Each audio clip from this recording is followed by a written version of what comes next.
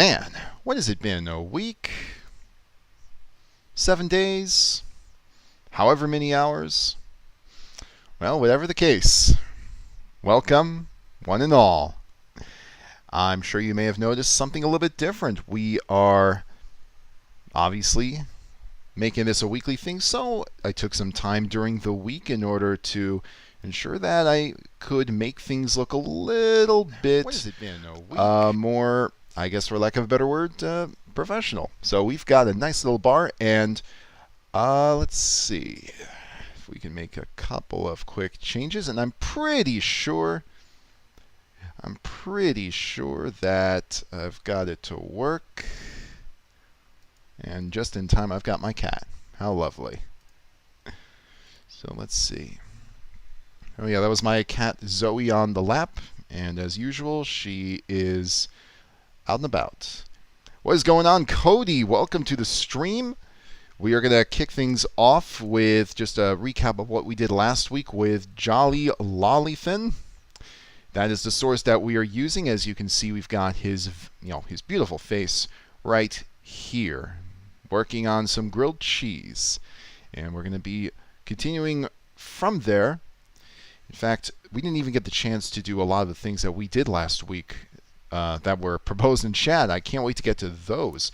One thing I really did get the chance to do, though, was listen to the source a couple of more times, and I was able to pick up on a few things. Some that made me think, wow, this is going to be a holler in the hoot when I add it. And then others were like, oh my gosh, I've got to wake up in the middle of the night and do this now, but I can't just write it down. I've got to really just make an effort to take care of it right away. And you'll see what I mean once we get there. But I'm really excited to have this stream up and going. And if all things are correct, I think I'm audible this time. Past few streams I've actually had no audio coming from me when I speak to start. And it's just a tiny little setting sometimes. Tiny little setting. And that makes it a little, makes it tricky to, make sure I'm doing everything right. So let's do this thing. So as you can see, I've got Jolly Lonathan right here, and I've been taking some listens here and there. So what we're going to do is we're going to pick up maybe a third of the way through, because I think that's right around where we capped things off last time. I'm just going to repair some of the spots that I pulled some source material from, because that was one of the very last things that I did in the last stream. I pulled some clips, some splices from the source. And as a result, I ended up, of course, puncturing the thing with all of these splices. But that's all going to be meaningful, because I don't take that out unless I sense I can do something with it. But, sometimes you do things because you feel like you don't. You also pull them out because you feel like you're not sure what you want to do with it, but you do know that you are going to do something. That was the case with a lot of these. So let's go through the motions. I'm just making a couple of quick settings changes on my end. And then we'll pick up right where we left off. What I want to do is I want to make sure that I can see your chat as it comes in. In fact, I want to see if I can make it a lot more easy to see as soon as someone types something, because I've noticed that there is a little bit of delay, not that big of a delay, but I want to be able to. But I want to be able to make sure. I want to be able to see it as it appears. Are there any YouTube poopers that you were inspired to do this from? Honestly, I've seen it. I think CS188 did a couple of live YouTube poop streams, and I got the chance to catch a lot of his. Now, ultimately, his were like a very good inspiration. I'm trying to do like a little bit of my own thing, but ultimately I get more of this inspiration from actual streamers as they're doing their thing. I think that my biggest inspiration is probably from Apothic Decay, who is a streamer on Twitch who does wonderful, very positive streams, and she does her thing, she interacts. Well, very wonderful person. DaThings has been using this source a lot for a series recently. Yes, she has. This is one of her, man, this is one of her sources that is so, oh man, she's known for this, so known for this. So I'm really, really excited that she actually made it easier for us to, to use. I can't wait to, see what the finished result's going to look like. I mean, this is one of my favorite series because I think that this is a gold mine. She found a real gold mine in Jonathan Lonathan. I think that this is one of those sources that's going to etch itself into some YouTube poop lore, just as some of the other sources like I Am Mean became etched in lore. By the way, welcome Temi Chen. It's good to have you on the stream.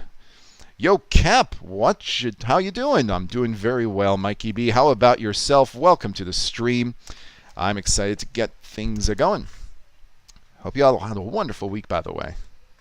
Let's see.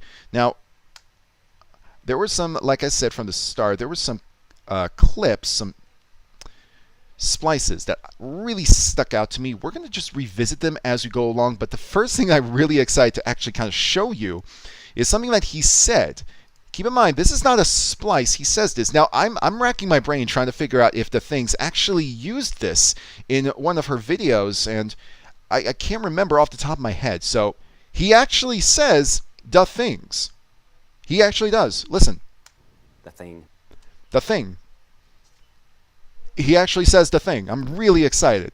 That's awesome. CS188 is an old pro at Random Source YouTube Poops. Yes, he is. He's fantastic. I feel like some of my favorites of his actually are the Doug DeMuro YouTube Poops, because I'm familiar with Doug DeMuro videos. I've seen a lot of them. Just him rambling about cars, vehicles, even the most, I guess for lack of a better word, mundane vehicles. But he goes into such detail. He's got this way of speaking that is so fun to manipulate. That's another source that I think he does really, really good things with. And I hope he makes more of them, because Doug DeMuro makes such incredible videos that are ripe for the editing.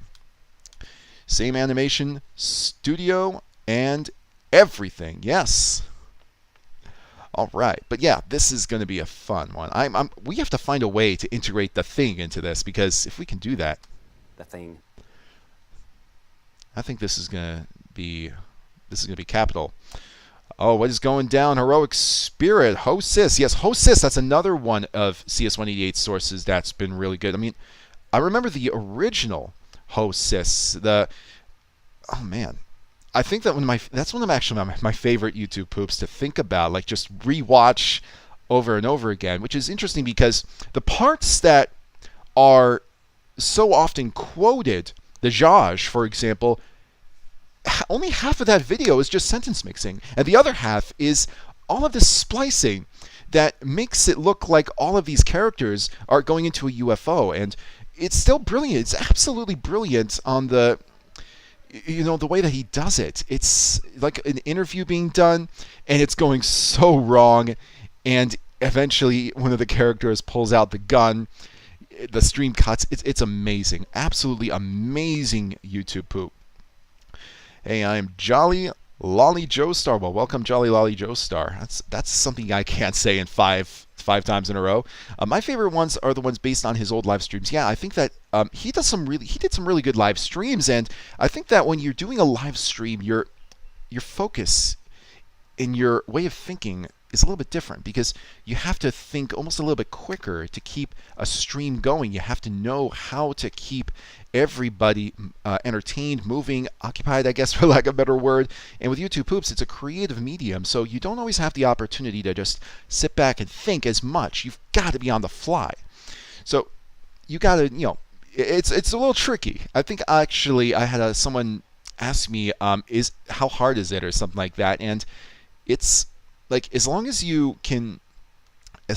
feel comfortable doing something like this, not just doing a continuous stream like this, but just talking and keeping on with what you're doing while you're doing that, then you'll have no problem with it.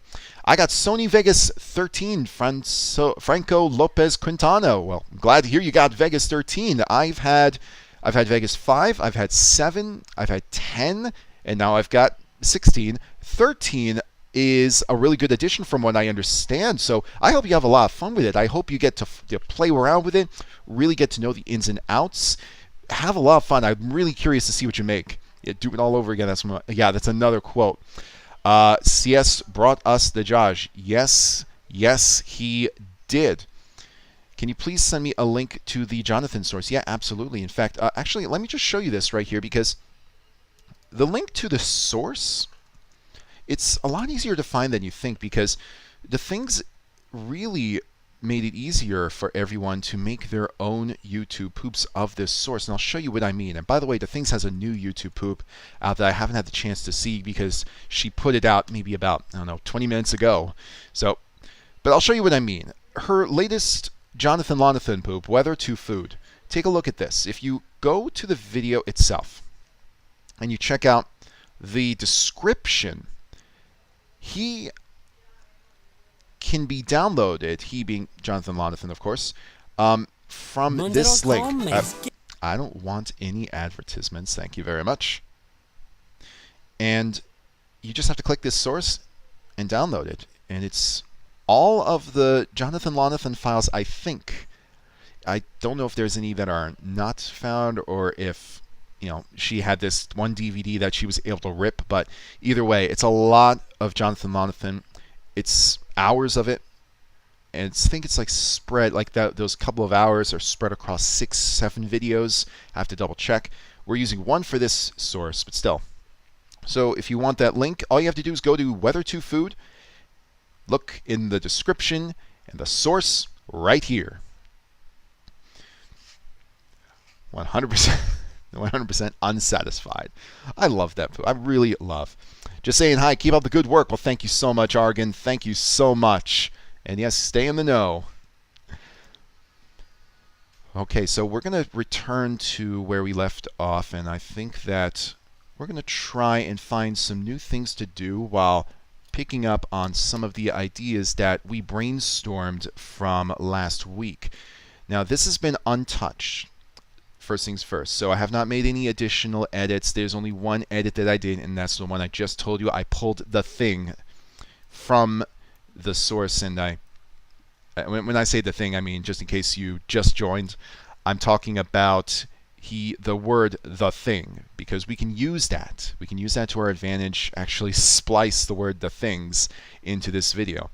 But other than that, it's been the same. I've been working on finishing and putting out, of course, the King uses ChatGPT, and I've returned to Velma, the Velma source, which I am really excited by how it's going. I mean, I'd love to have another stream where I could show you that, but the first stream I think got flagged for copyright, and I'm a little bit weary about something like that, because I usually want to make sure that I keep as much copyright out of these streams as possible, because if I play too much of one copyrighted source, that could be problematic. Now, that's why Jonathan Lonathan is perfect for a stream. That's also, oddly enough, why Beyblade was good, because it's right there on YouTube, and that tells me that it's not going to be flagged for copyright. My favorite YouTube poop from you is both the Game On videos. Oh my gosh. The game, okay, Game On is such, oh man. What a source. What a source. Yu-Gi-Oh! GX is a phenomenal source to use if you can bear it. And there is so much that goes on. And it's the Saturday morning cartoon type of anime where it's intended for kids. It's very clearly intended for kids. And they get away with doing so much wacky stuff, suspending disbelief. And then you've got some amazing dialogue to rip. It's absolutely amazing, that source. The first one was so I've been dying to work on the first, Game On Part 1 was one that I was really trying to get finished, because I felt like every 5 seconds there was something new that I can pull and edit. Game On Part 2, I brainstormed all the way back in 2011, 2012 when I saw that episode. I just never made it because I wanted to try and finish everything else that was on my plate first before I even tackled it, and I sadly never got to until now, but I'm really pleased by how it came out. I'm really glad that you love Game On Part 1 and 2. They're some of my favorite videos that I've made. I've been having a hankering to watch the Yu-Gi-Oh! Dubs lately. You know what? I think that the Yu-Gi-Oh! Dubs are You know, like I just said, they are very full of weird, wacky zaniness, Saturday morning cartoon kind of anime. But you know what? I think that there's some really good dub work in them, and the voices are clear. It's ripe for splicing, and the way that they go against each other in a duel, it's very easy to manipulate in some fun ways. So if you want to find, and keep in mind, Yu-Gi-Oh, I think the shows, the episodes, they're all right there on YouTube. It's one of the easiest things to download. And I don't think every season is. I actually was trying to contemplate whether I should make another game on, but do it maybe of one of the more recent seasons. Vrains is not there, but I think a few other iterations are. But have at it. I love all the Caps Classics. Been a fan. Oh man, thank you so much, Heroic Spirit. Been a fan of the medium since 2008. Ironically, I think the first YouTube poop I ever watched was from a random hopping on the CDI train at the time. I'm trying to, let's see. Are you talking like a literal train? I'm trying to think of any YouTube poop that utilizes a train. Either way, I'm really glad that you were. I'm really glad that you found me. I'm really glad to have you as a fan. You're, some of the best fans. Yu-Gi-Oh! Subs are so much better and darker than the dubs, and basically a completely different show. Absolutely agreed. I mean, in the dub, you have the Shadow Realm, and that's just taking the place of death. And I think actually in Yu-Gi-Oh! GX, you wouldn't know it if you saw the dub of Yu-Gi-Oh! GX, but it's extremely dark. There's actual... Wow. There is some really dark stuff that happens in this show that they have to really get creative and censor.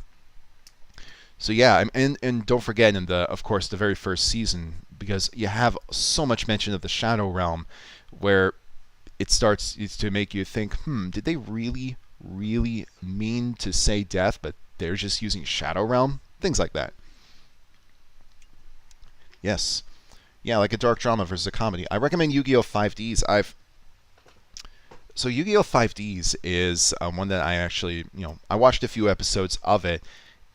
I'm trying to think of the best way to describe it here.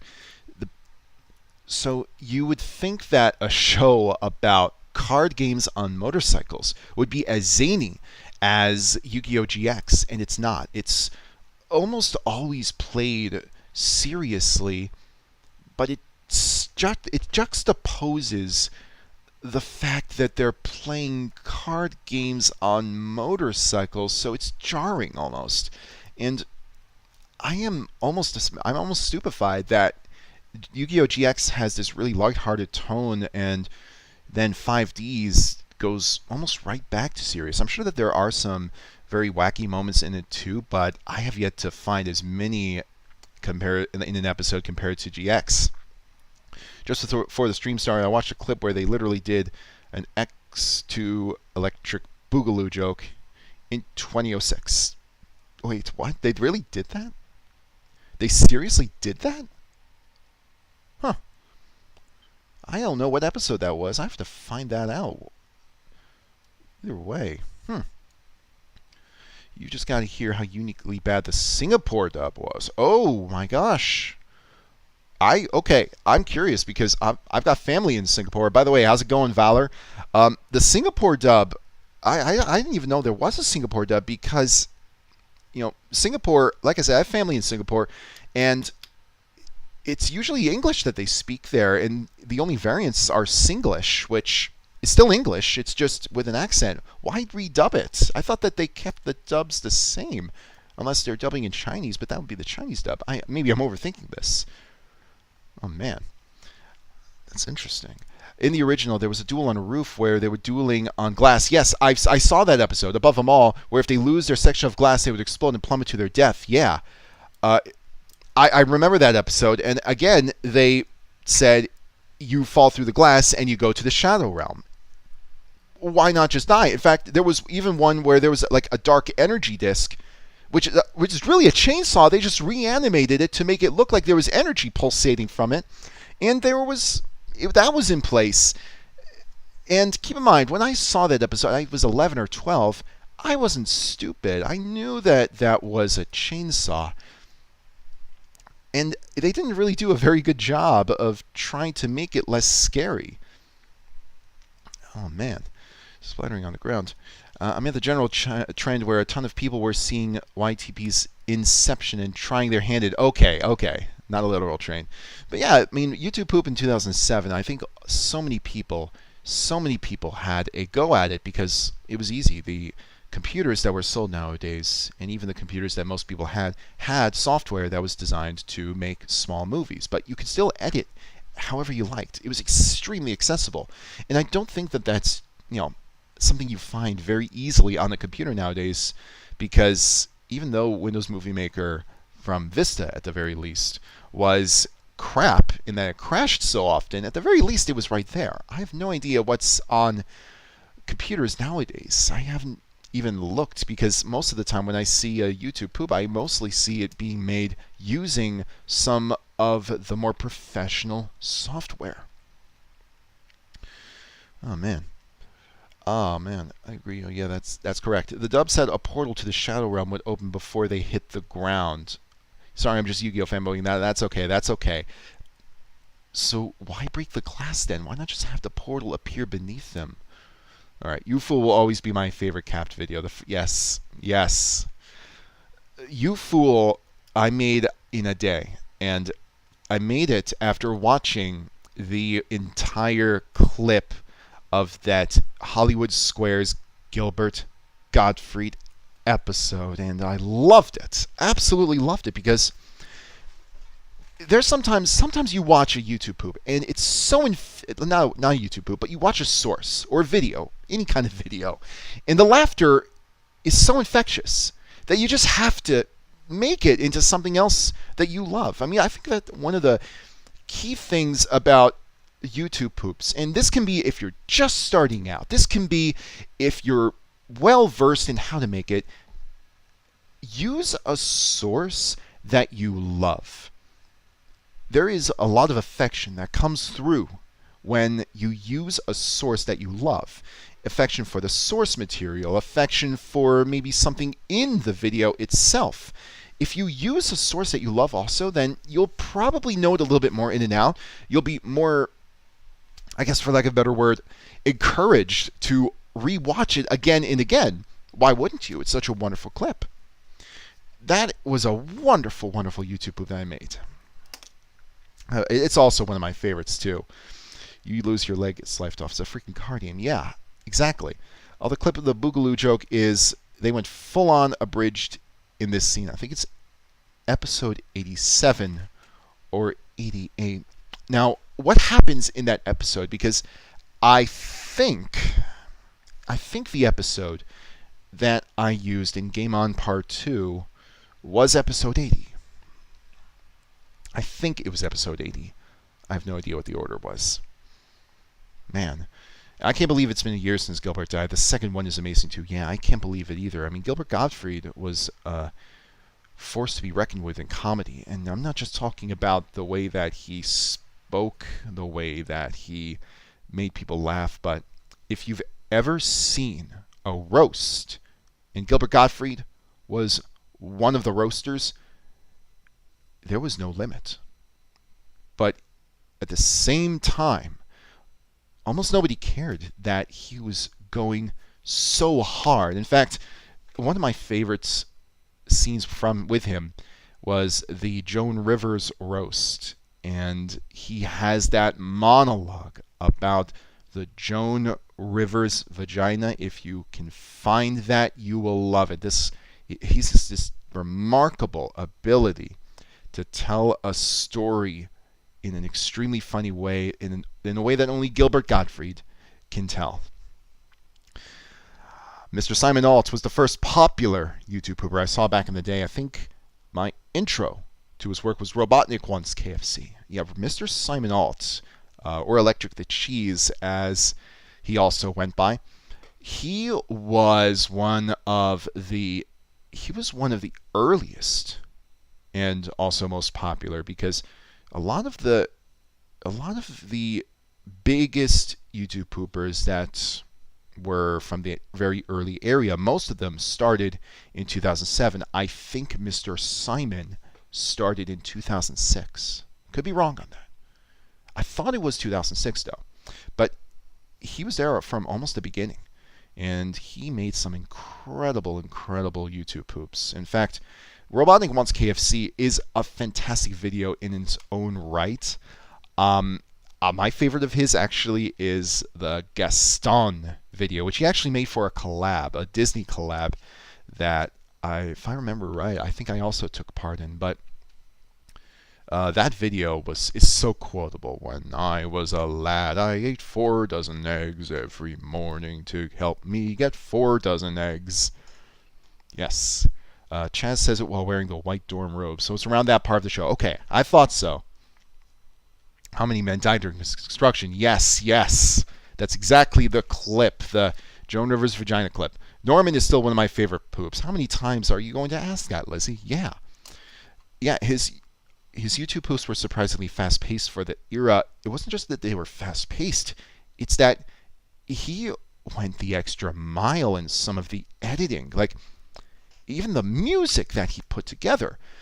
I'm trying to remember the name of the YouTube poop, but he has this YTP MV in it just from the lines, the temperature's rising, it's getting hot, which was part of another song in that Super Mario World show. But they, oh my gosh, the way that it comes off when he does a YTP MV, it's incredible. It's just the next level. It's like you're watching a masterpiece at work. You're watching Michelangelo paint the Sistine Chapel or something. I quote the 4 dozen eggs things almost daily. I forgot it was a Mr. Simon thing. Yeah, it's 100% wholly Mr. Simon. And I think that also Mr. Simon was also the one who really kick-started Gaston as a YouTube poop source. Before that, I don't think I've seen very many, but once he used that source, I think that it exploded in popularity, and rightfully so, because it's a great source to use. I used it as well in a YouTube poop called Gaston Expresses an Interest in Politics, which I also made in a day, and has some of my favorite sentence mixing and one of my favorite jokes, which is when LeFou comes to Gaston, who's sitting down, and says, "More beer," and I just used a simple mask effect to make Gaston look like he was pulling beer out of the fire. Very, very, very timeless source, by the way. If you're looking for some good inspiration on what to get started with on a YouTube poop, that's a great one. That's a great one. Mama Luigi's nuclear weapon. Yes, you're right, Grimfang. Yes, that's the one. All right. Well, I am really eager to get to this, so let's get to it. So we're going to pick up right here. I've got my pen handy. Let's begin. That's the poking the holes in it. If I were going to close it like that. Oh, and one thing I did forget to say. That's the poking the hole. Poking holes. Now, when I first heard the way that he said poking holes, it sounded an awful lot like the beginning to Pokemon. In fact, the enunciation is almost spot on. The poking the hole. Poking the hole. Poking the hole. Poking. So let's take that. Let's put it in our little mess that we've got over here. And actually, I'm just going to move some of this across. And every last inch of hair is covered with... Yes. That's one of those videos that I think can be rewatched again and again and again. It never gets old. The best YouTube poops are like that. The holes in it. If I were going to close it. So let's look for the word mon. If there's like a way that he says mon or enunciates it enough, we could pull that and add it to the pokey. Yes, we need to sneak it in. So like that, I would... What I'm going to do is I'm just going to fold out a little vent over here. And then we're going to stick it in here. Yes, we're going to stick it in there. And turn it on. Now, when you have a turntable like this, you do not set it where I set it. You don't put it directly in the middle. My favorite Gaston videos deal with the tri-organizer nonsense. Jake Steele, Deckman 92, and Billy Morshoe. Oh my gosh. Those are some names right there. What you want is a way, the turntables were invented, by the way, after several years of microwave improvements. And in old microwaves without a turntable, what you had to do was you had to stop in the middle of the cooking time and you had to rotate the thing. And the reason... Yep, and that's where he says the thing right there.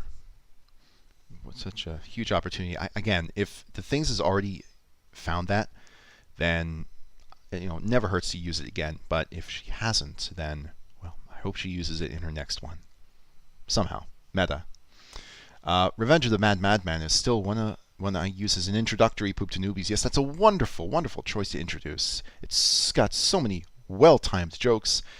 You can't not laugh at that. You cannot not laugh at that. You're going to laugh at that video. The clicking noise he makes sounds like the Michael Rosen thing. Huh. Yeah, it kind of does.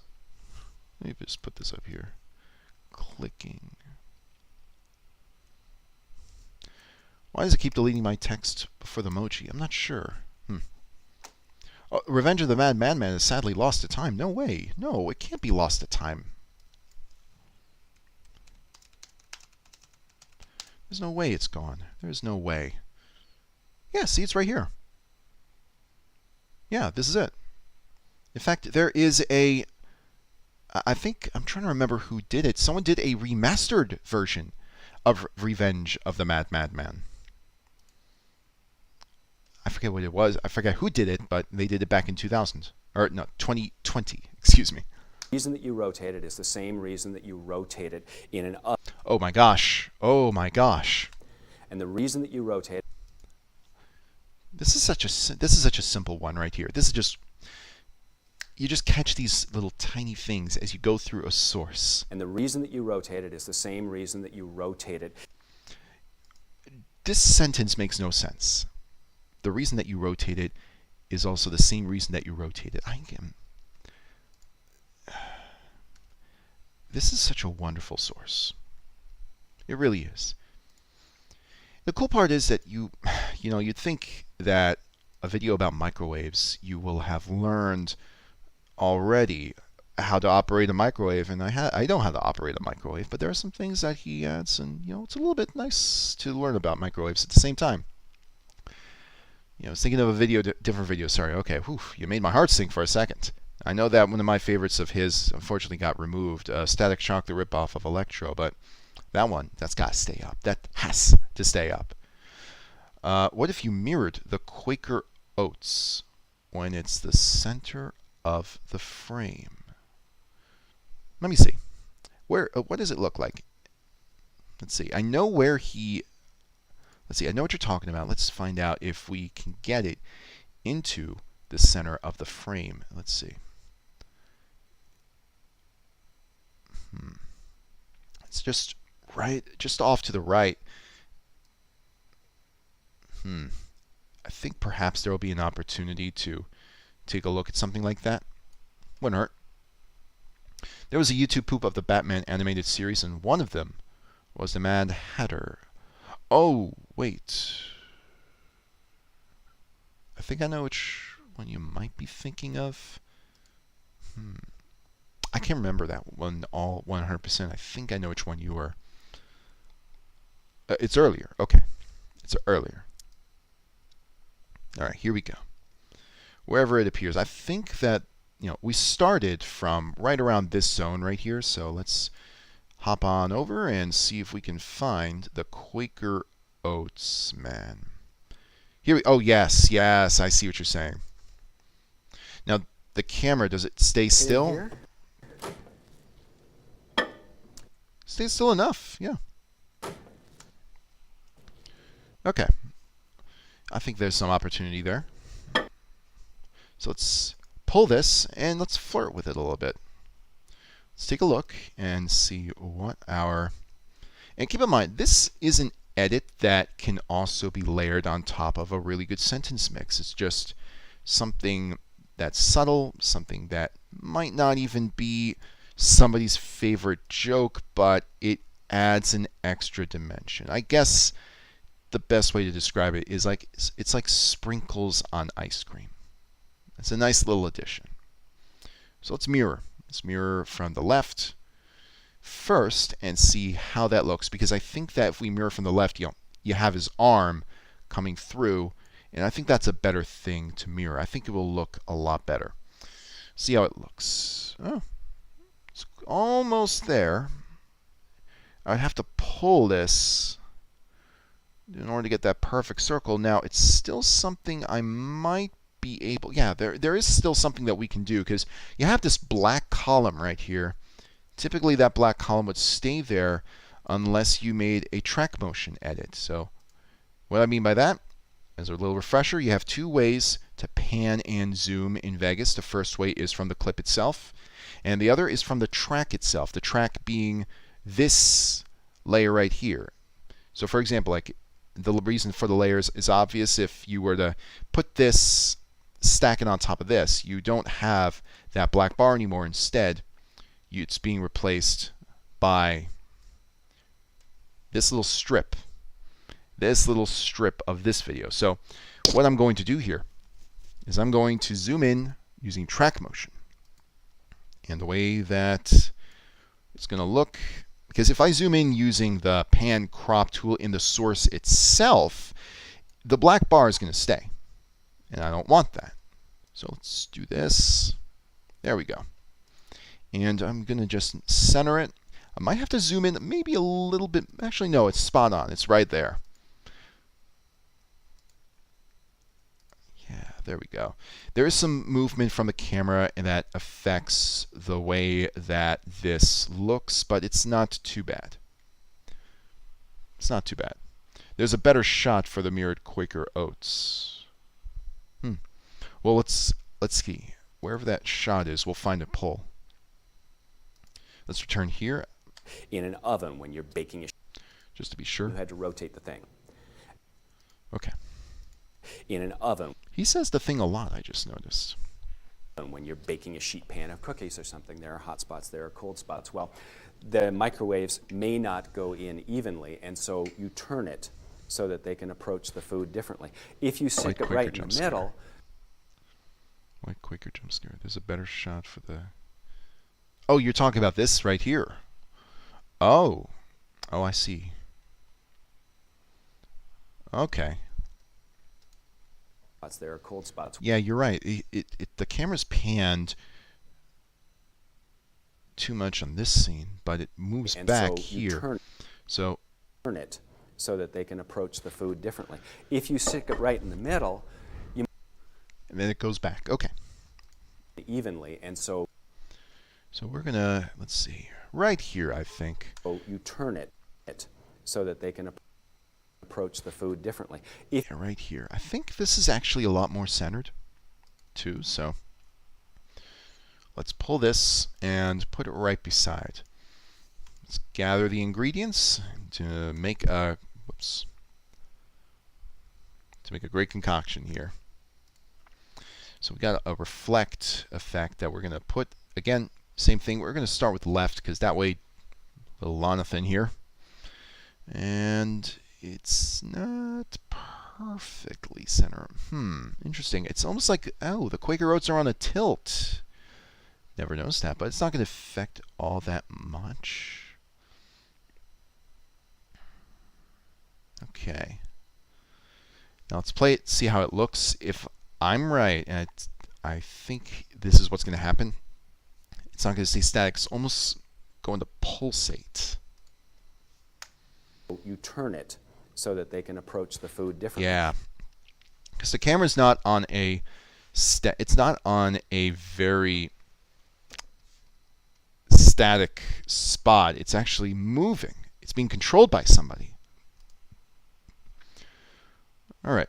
Oh, you did. Oh, I did it earlier, but that's sorry. This is well. Okay. I think then, yeah, the chat is on a delay. All right, that's all right. I'm still able to kind of get what you're saying. If you stick it right. Something about this source makes me think about Stephen the Vegan. I'll have to look up what that is. When exploring unknown YouTube poops, do you anticipate ear rapes and keep volume settings available to save your speakers? To be honest, no, because at this point I'm just so used to it. Because 2008 was such a huge time for sources and videos to have those loud spikes in volume. It was adjust or die, effectively. And I keep a lot of the videos on such a low volume anyways that are, such that they don't make me jump when they blast me with sound like that. Where's Mr. Robot? It turned it into Stephen the Schizophrenic. Wow, Mr. Roboto, there's a name. Are we thinking about the Mr. Roboto, the YouTube poop creator? Man, I remember that he made the, let's see, what was it? He made this I Am Mean video that was so good. It was like this song that he had spliced together. It actually rhymed, and it was making fun of the fact that YouTube was so lax on copyright checking. This is awesome. I used to try making YouTube poop back in the day, but I gave up since I didn't know how to put stuff on top of other stuff without it looking weird. Yeah, I mean, don't worry about it looking weird as well. I mean, just because something doesn't look the way you want it to all the time doesn't mean that your audience is going to notice or care, especially with YouTube poop. This is one of those mediums that you can get away with so much if it doesn't look as professional. Like, you can look at my videos, even my most recent videos, and see some spots where I could have done this, I could have done that. I'm just concerned about doing enough to make me satisfied. And if you're not looking to make, Ben-Hur, then you're going to be in a great spot. Right in the middle, you might as well not have a turntable because it's basically just sort of going around on an axis as if it were a chicken on a skewer. Okay. I'm just going to pause to let it catch up. Again, on a source, when we're doing these streams, it takes a second for Vegas to buffer the video. It might not be consistent the whole way through, but if you stick it on the outside, here we go. It's going around like that. So there it is, a little bit off center. Mm-hmm. And I have a little bit of time left here, so I'm going to get rid of that. I'm going to hit the reset button. Ooh. Oh, hold the phone. Hold the phone. Hold the phone. The reset button. I'm going to get rid of that. Okay. Here, so I'm going to get rid of that. This is one of those lines where we might be able to exploit this line in a really good way. I'm going to get rid of that. Especially at the beginning. Especially at the beginning. So I'm going to actually pull this to the beginning.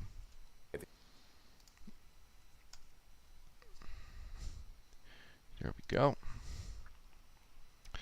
I did actually try making the YouTube poop a couple of days, a couple of YouTube poops back in the day, unlisted now. I wanted to make an I Am Mean video where he span away. He crashed and lost his memory, learned of how awful he was. That's a really creative idea. I think I Am Mean is due for a resurgence, quite frankly. The song is ripe for splicing. I mean, the word sucked inside is so easy to manipulate. I think that's one of the first things that people realized about that source when they listened to it. I'm surprised it's not used in many YouTube poops nowadays. So instead it would send him and his kids to Hawaii. Just because you can't get it right doesn't mean that you should, not try for it. Keep in mind, when I was starting out, my YouTube poops probably were not the most professional looking compared to others, but that didn't stop me. This is a medium where you can get away with so much. Just don't worry about it looking perfect all the time. I'm going to hit the reset button. It'll either be called reset or clear. Same thing. And then broccoli at 700 watts, I'm guessing is going to take about 70 seconds. We'll check and see. It can either be 110, 110, and it will understand that you're talking about 1 minute, 10 seconds. There might be something we can do with this time right here, because he gives us examples of how to input the 1 minute, 10 seconds into the microwave. Surprisingly easy to splice him to say Hawaii, though.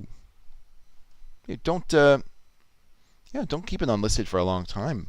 Might as well show it off. Or it can be 70. Now, what I would be doing, were I not doing this for you right now, is I would be waiting for a Okay, there might be something there. couple of minutes. And aloha, yes. That's because even out of the microwave, the temperatures are going to be... I'll try making an I Am Mean one, since sentence mixing was literally the only thing I was good at. I'd sentence mix random stuff for my buddies, like with the things Gabe Newell said. I mean, this is when, like I said, it's a source that you can do so much sentence mixing with, because I think that was one of the... first things first, the things he says in that video are crazy. And the animation also lends itself really well. The way he dances, the way that it's almost, I guess for lack of better words, almost like in a washing machine, the way that he moves, because he's moving in this circular motion. Moving back and forth across here and kind of evening out. There is a little bit of settling time, which is normal in microwave cooking. You can pause the video when it turns to, oh yeah, that's right. We were going to enter 69 into this, but let's see. Actually, I have that written down. Yeah, I have it written down. Waiting for a couple of minutes, because even out of the microwave, the temperatures are going to be Yeah. moving back and forth across here. But yeah, and kind of evening the idea out. also was There is 666 little on the bit of microwave. settling That's what time, we had come which up is with last week normal as well. in microwave cooking, so that you can have the heat energy settling down and evening out across whatever it is that you're cooking.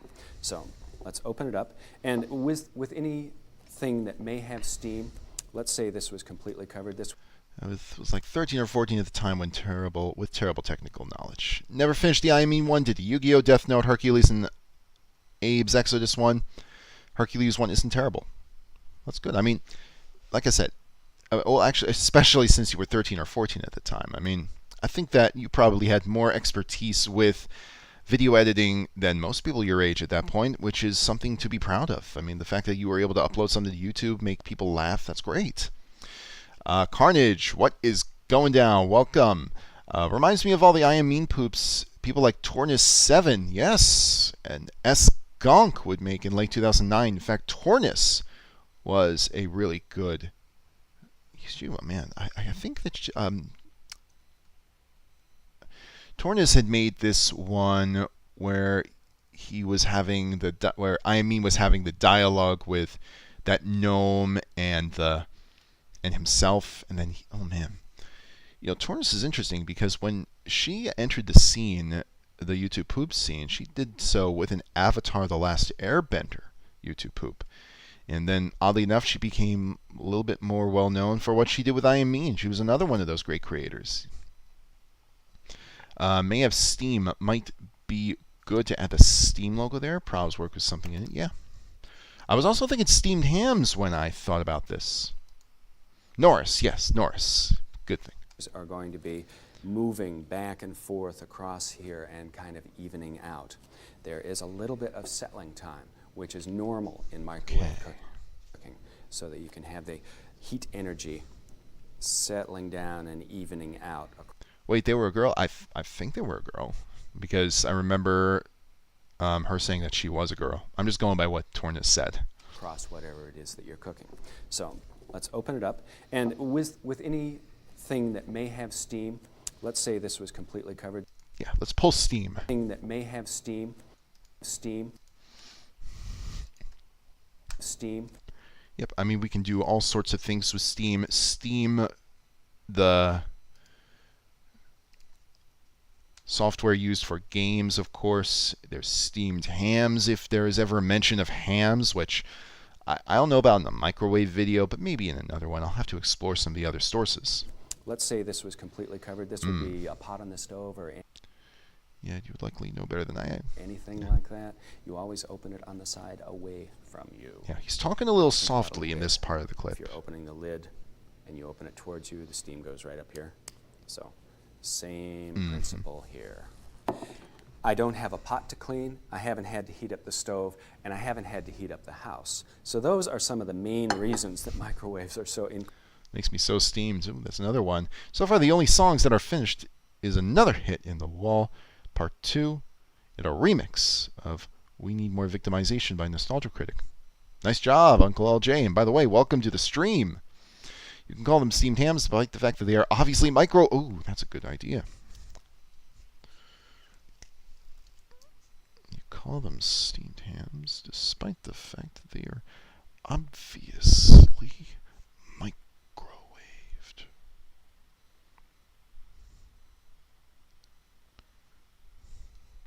Solid idea, Grimfang. Solid idea. Whoop. A little jumpy. There we go. That's what I'm looking for. incredibly popular in homes. In restaurants, they will reheat things beautifully without scorching. Now, this is a jelly donut. Okay.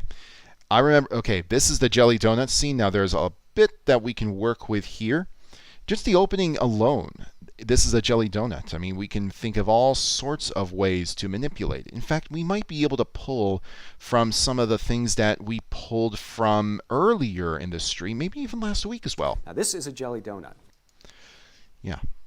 Now, this is a jelly donut. In fact, let's take this jelly donut. This is the start of something a little bit brand new. And I'm actually going to take the clip. Let's see. I'm going to get rid of that. Yeah. This is a jelly donut. I'm going to get rid of that. And even some other things that we can do with jelly donut. There's so much that we can work with. And that's another thing that I saw. A lot of emphasis on pot there. That's another thing. I'm actually going to write that down so I don't forget it. Pot. But the thing that stuck out to me was jelly donut because I think that there's going to be some more. Some more there. Okay. Funny wee joke. Yeah. Steam voice clip from this source. Yes.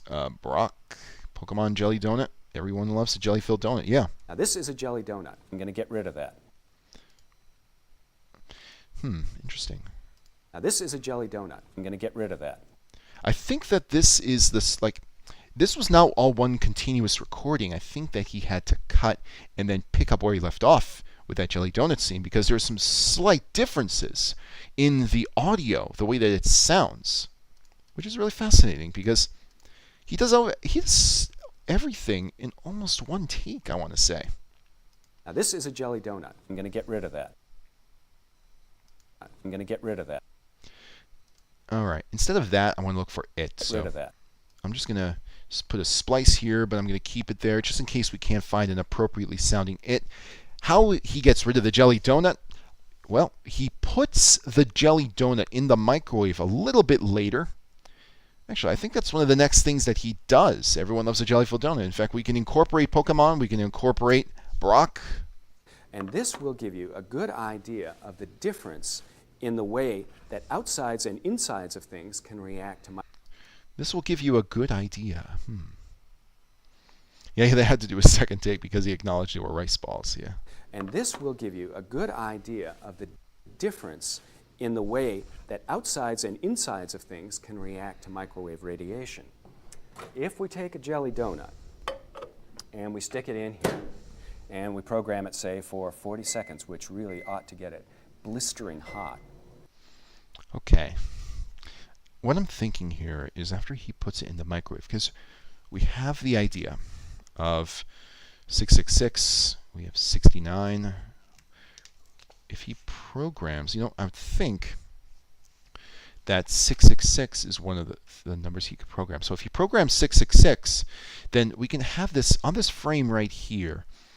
We can have this soft explosion effect where the jelly donut is actually just blowing up in hellfire or something like that.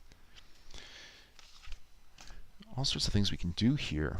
In fact, let's see. Should we start on that? I wonder.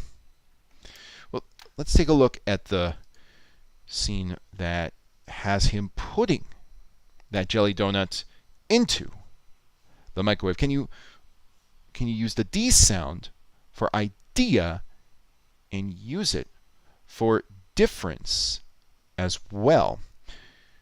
So in other words, can you use the D sound from idea and use it for difference? So let's see, idea, difference. So you'd probably have to maybe weaken the end of that D sound because dia and difference, it's a long E sound versus a soft I sound. Going back to phonics, you have the long E from idea.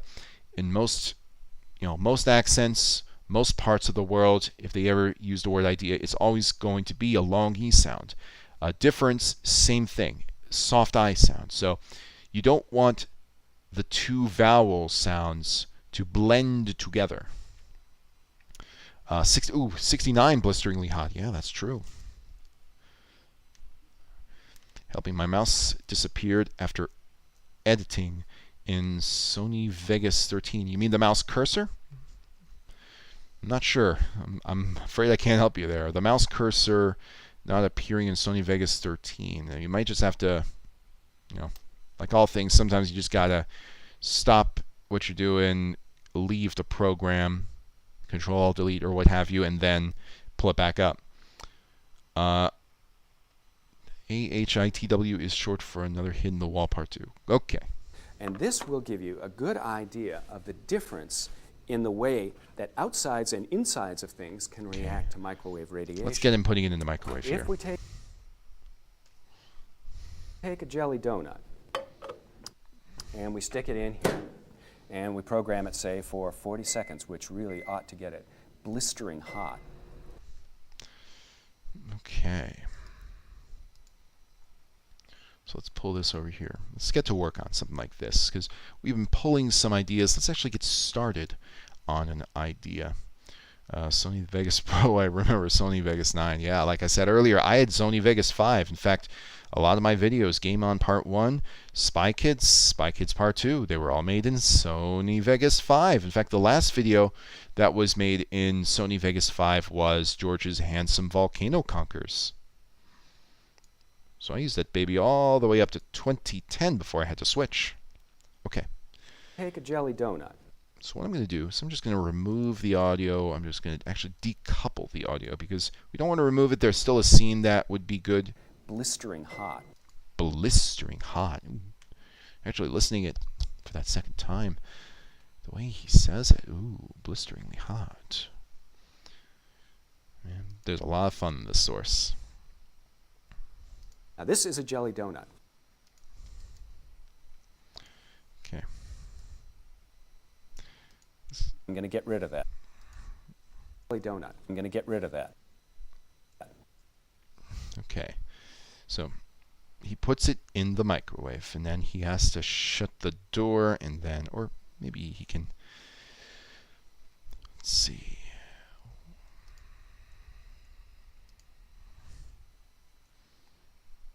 Okay, now we need him to program. Yeah, here we go. Now this is not going to be a stiff camera.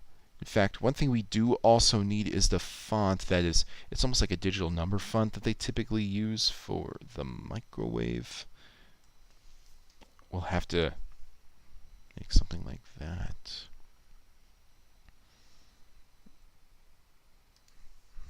Let's move this here.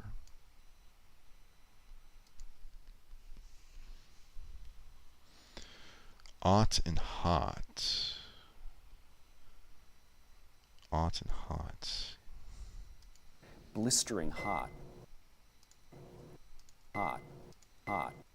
Hot. Hot. Okay.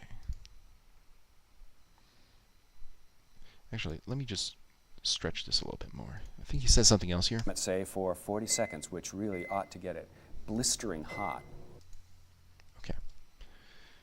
I thought he did something else. Okay.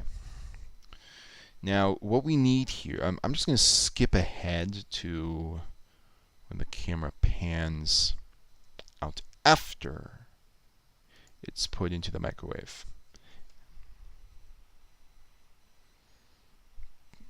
Separate this. I want a clean separation, no bleeding.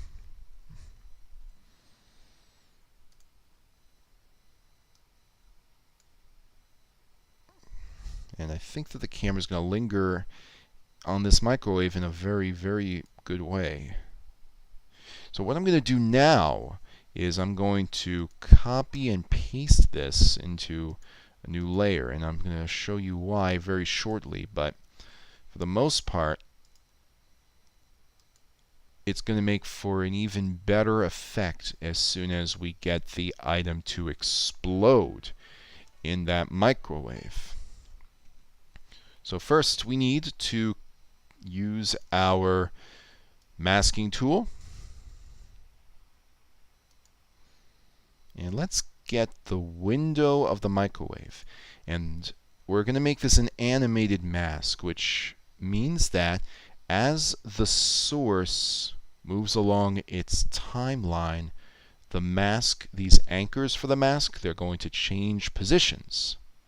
So right now, this is the beginning of this clip. But because the camera does not stay in one place, we want this window to be moving along with the camera, staying on that. So let's make this happen. And one thing I am going to do as well, I'm going to completely remove this effect as soon as we're done here, but I'm actually going to add an inversion effect. The reason is because, hang on, what's this? Where'd the inversion effect go? Interesting. It should be inverted. Well, let's see. Let's go to event effects. I did add an inversion, didn't I? Unless, oh, I think I know why. Positive, negative? No? Interesting. Well, let me try something else then. If I were to move this, does it... Well, that's interesting. I wonder why... Oh, that's why, because we have it on solo. Alright, this is what I want it to look like. I knew that those layers looked a little funky. Alright, so let's turn the mask on so that we have this isolated.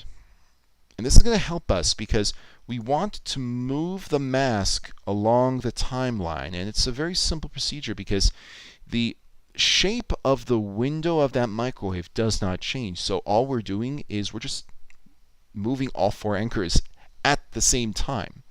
And the reason is so that when we get to the scene where the jelly donut explodes in hellfire in the microwave, what's going to happen is we need the window of that microwave to look like it's contained this huge explosion. But the only place that that's going to be visible is on that window part of the microwave.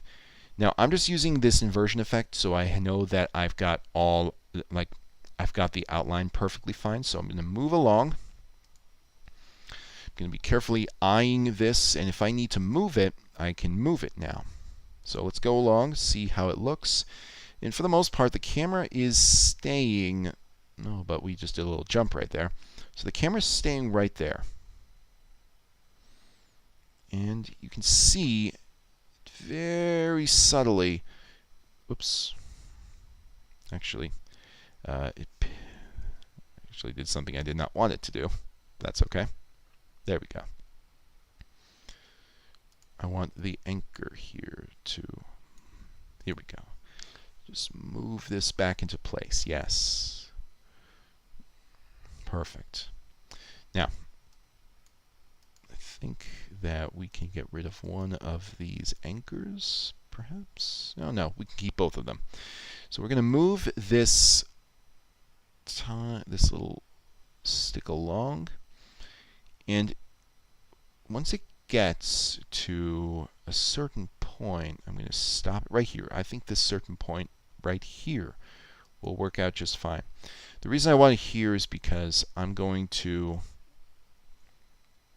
move it over here. Now, this is an animated mask, which means that you do not need to have this middle part full of anchors that are moving it. It's actually going to move on its own because it knows that this anchor represents point A, this one represents point B.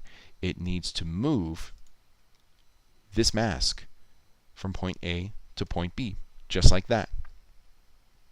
And it's going to move a little bit more, but I stopped it here because the speed at which it moves is slower than it typically was. And that just means that the camera is panning a lot softer. So we're going to just carefully get it right. In fact, you can even see, I don't know if you just saw that, by the way, that that actually panned up a little bit. The camera panned up. So now I have to move the mask down. It's almost like you're piloting a plane. When you pull back on the stick, the nose of the plane goes up. Don't know if you've ever played any of those air combat games, but that's the principle that we're applying here. And then we're going to adjust it, and it looks, ta-da, like so. So now, in the end, what's going to happen is this window is going to follow that window perfectly. Yeah, the masking, that's the one thing I had trouble with. I remember the anchors. Yeah, the masking is always going to be a little bit of a headache when it comes to a YouTube poop, but most of the creators that used masking didn't always make an attempt to make it perfect. Like I'm a person, for example. I'm a person who used masking so many times in his videos, but his outlines, you could clearly see that it was cut a little crudely, very crudely actually, from the sources that he used. And it did not, it didn't clash with anything. It didn't clash with anything. It worked with the type of YouTube poop that he was creating. So you don't have to worry about getting a mask right, especially an animated mask, because those can be a little fickle. What I am going to do, though, is I'm going to make a quick thing here. I'm going to turn off the inversion, because the only reason that we needed the inversion was so that we could make sure that it was in place. So now what's going to happen is, keep in mind, he's already added the jelly donut to the microwave. He's entered the 69 of the timer, and then we're going to have the hellfire explosion that's going to singe the microwave window. I'm a person's videos were too fast to notice the flaws there. Oh man, that's another thing. Yeah, I'm a person with so fast paced. Like I said, the masking was very jagged. You didn't have to think about it. In fact, more often than not, he was using a chroma keyer as well, and you could see the outline of the chroma key around the characters that he was able to get out of that, get out of their sources. Now, right about, let's see, I wanted there to be a little bit of time that elapses here. So let's go back to the microwave, and let's just have him entering the number. I think I'm just going to, right here. So he puts the jelly donut into the microwave and just cuts ahead. The door already shut, that's fine. The camera's still, like right here. We're skipping ahead to right here because this is a good position for the camera. And then we're going to have the numbers overlaid on the digital timer. Also, I missed the stuff from Guy Buchan and Avoja If Not. While thinking about that style, yeah, Avoja If Not was very, very close to I'm a Person style. Guy Buchan actually went and did something very unique. He mixed the style of I'm a Person and Avoja If Not with almost like this I Am the Gang and that Swedish dork, effectively making a more animated version in a literal and figurative sense. And the way and the sources that he used really worked well. I mean, Guy Buchan had a really good knack for picking great sources to use and using great bounciness to it. In fact, if you ever look at some of his, his art, which you can do, he's got a coffee account, Ko-Fi, whatever it's pronounced as, you can see that bounciness to it that he is so good at. And that bounciness is apparent in all of the ways that he edits his videos in his YouTube poops, because you've got not just a video that's compressing occasionally, but also moving in a really classic Looney Tunes type of way. And he makes videos do that. Not characters in the videos, but videos do that. There's a lot of stuff that he does so well, and I'm glad that he had made something in 2020. Like, he made this 30-minute long YouTube poop. Robotnik looks into the barrel of a gun. I think that was the name of it in full, but still. All right, so he's entering the number.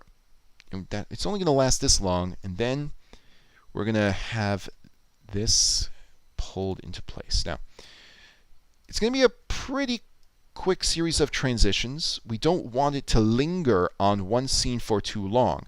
So even with the entering of the, oh, what's this? I think we've got a bleed here. Oh, that's okay. Now it's fixed. So even with him entering the numbers on this digital timer, it only lasts for 1 second. So you are not going to end up with a lot of wasted time. I like it when we can get to the punchline quickly while still establishing the joke, establishing the build-up, everything. What's your thought on Waltman's 13's videos? Gotta be honest, I'm sorry, Uncle LJ, I have not seen Waltman's videos. I'll have to take a look as soon as I have the chance.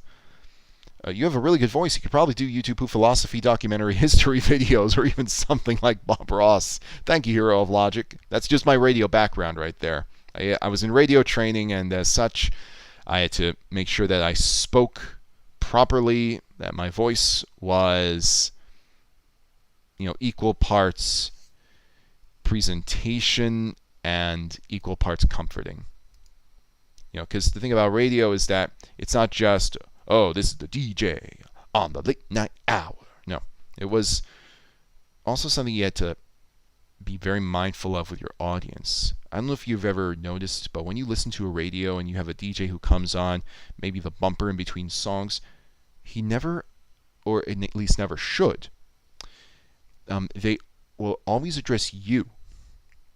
Never you guys, never you all, but you. So if you were, let's say, in a garage and you were fixing your car and you had the radio, then the effect of the DJ talking directly to you is stronger than if the DJ says something like you all. But it wasn't just in what choice of words, pronouns, etc. that they used, but also the tone. Because if you came off as almost like that, that very detached, robotic, not robotic, but very in their own head type of DJ, then it wasn't going to click. It needed to be very personable. Needed to be. And the best radio people did that. Casey Kasem, Delilah. They all do such great jobs at talking directly to you about things.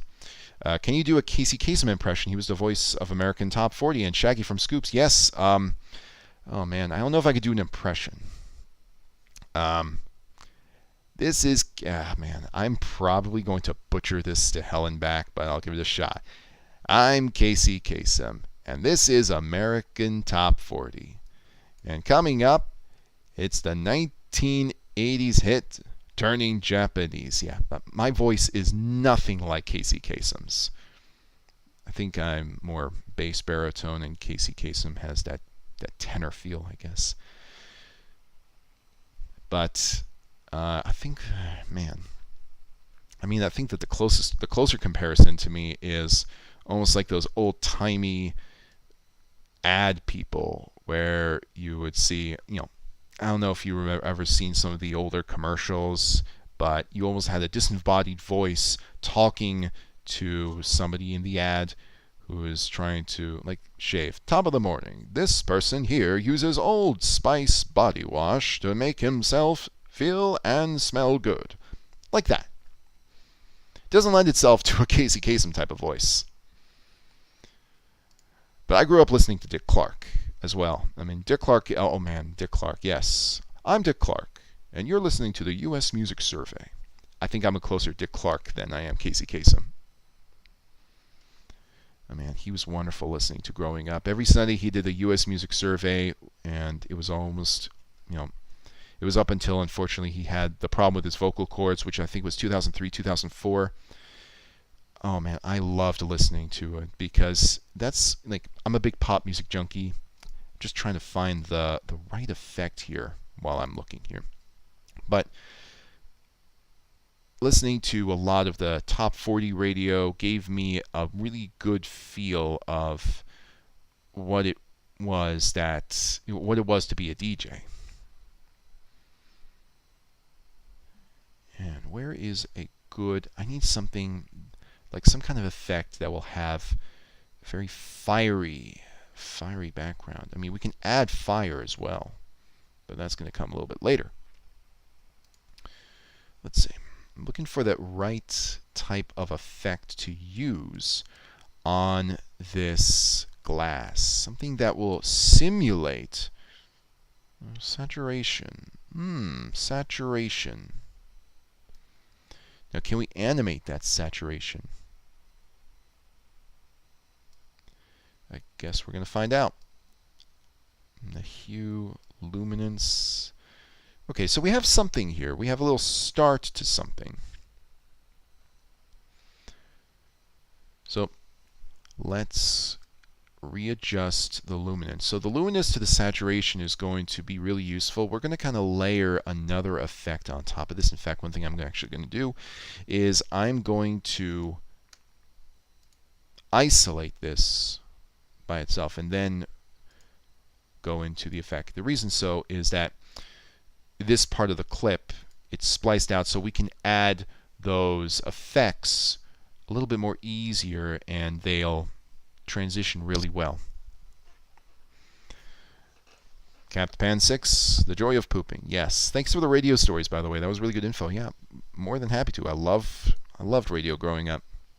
Had a clock radio right by my bed, and it was Delilah at night. In the morning, it was, well, whoever was on, but Sundays it would typically be Dick Clark. Saturdays in the evenings it would be Dick Bartley and American Gold. That's where I listened to Golden Oldies. And that's how I got a really nice appreciation of the Beach Boys as well. So we're going to make max saturation.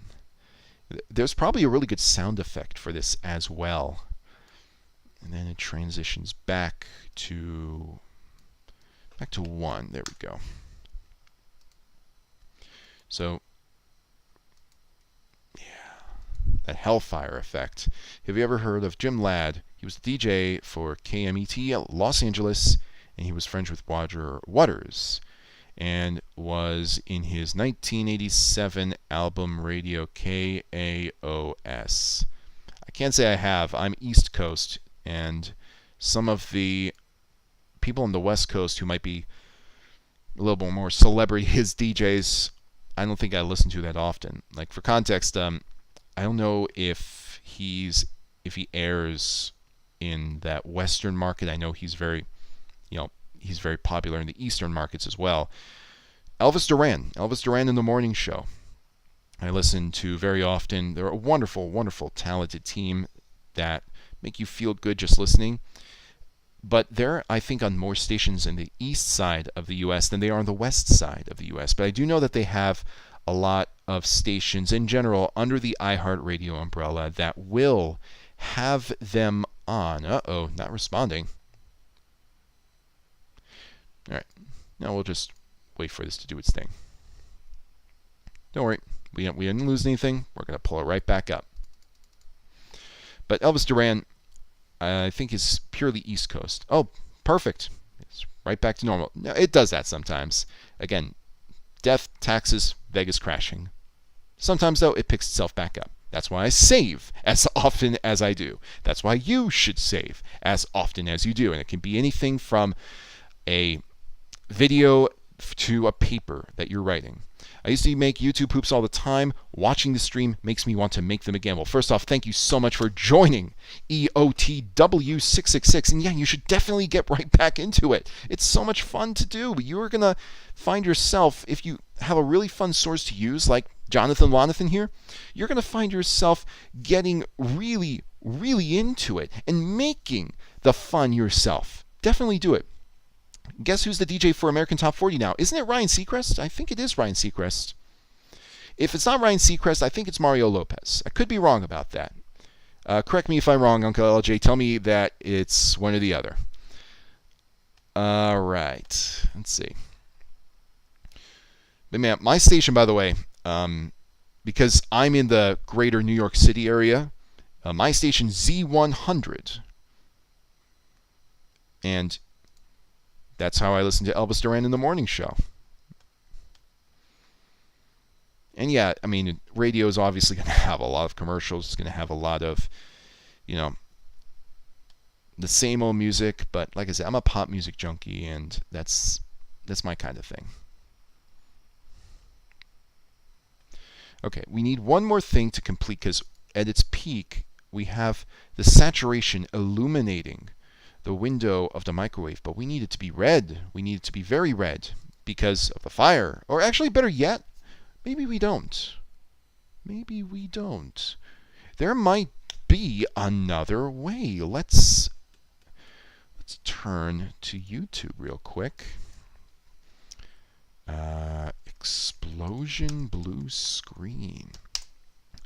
Explosion blue screen. And like I always say, if you're looking for anything that has fire in it, you want to look for a blue screen, not a green screen. Let's see how this looks. This says it's new. What's so new about this? I wonder. Wow. You see, I hope you saw that. This is exactly why. This is exactly why you do not use a green screen for anything fire. Look at this. Look, you can see the remnants of the green screen here. This, yep. Hang on, let me just try and pause it. Yeah, there we go. Look at all of this. It's like, I get what he was trying to do, but never do a green screen with anything fire. Now let's take a look at this. I'm from New York too, specifically Long Island. Nice. I like Long Island. I've been to Stony Brook with some friends. Wonderful little place. And as I understand, Stony Brook is not Stony Brook, but Long Island in general is full of Mets fans. I can dig it. Ooh, some of these fire effects are pretty good looking. Just all around bad stock footage. Yeah, exactly. Yeah, it's actually kind of funny how they try to pass it off as their. I don't actually know. I don't think they try to pass it off as their own. There are a lot of these videos, by the way, when you're looking for anything on the green screen that has to do with fire or explosions, very often you'll come across these videos that are more of a series of them, which is good for you because you can choose whatever you like without having to download and see if it works. Let's pull up 4K video downloader and get it integrated into the source. And we're going to make it look really nice. Ryan Seacrest also, I looked up the company that does the jingles for radio stations, Jam Productions. They made a song about the stations that they use their jingles, countdowns, and the radio stations too. Yeah, usually it's one single company that's responsible for all of the jingles or advertisements, but very often when you have iHeartRadio involved or Clear Channel or something like that, or even Greater Media, it's almost always going to be in-house because they need to control it. Now you have some smaller radio stations as well that are going to do things that are a little bit more homebrew is a good word to use there, homebrew. So they do it on their own or maybe in their own offices. You'll still find a ton of radio stations that don't have that big corporation supporting them. I worked for a couple of them when I was before I was in training with iHeart. But yeah, everything was homebrew. In fact, I actually was responsible for some of the radio ads that could be heard on those particular stations. I was on a gospel station doing some work there, and the gospel station had me doing a lot of advertisements and a lot of Bible verses. Again, gospel station. So let's see, we want Jalon here. And no copyright. Explosions blue screen. Oh yeah, I forgot we have My Food in the Microwave. We gotta find a way to integrate that.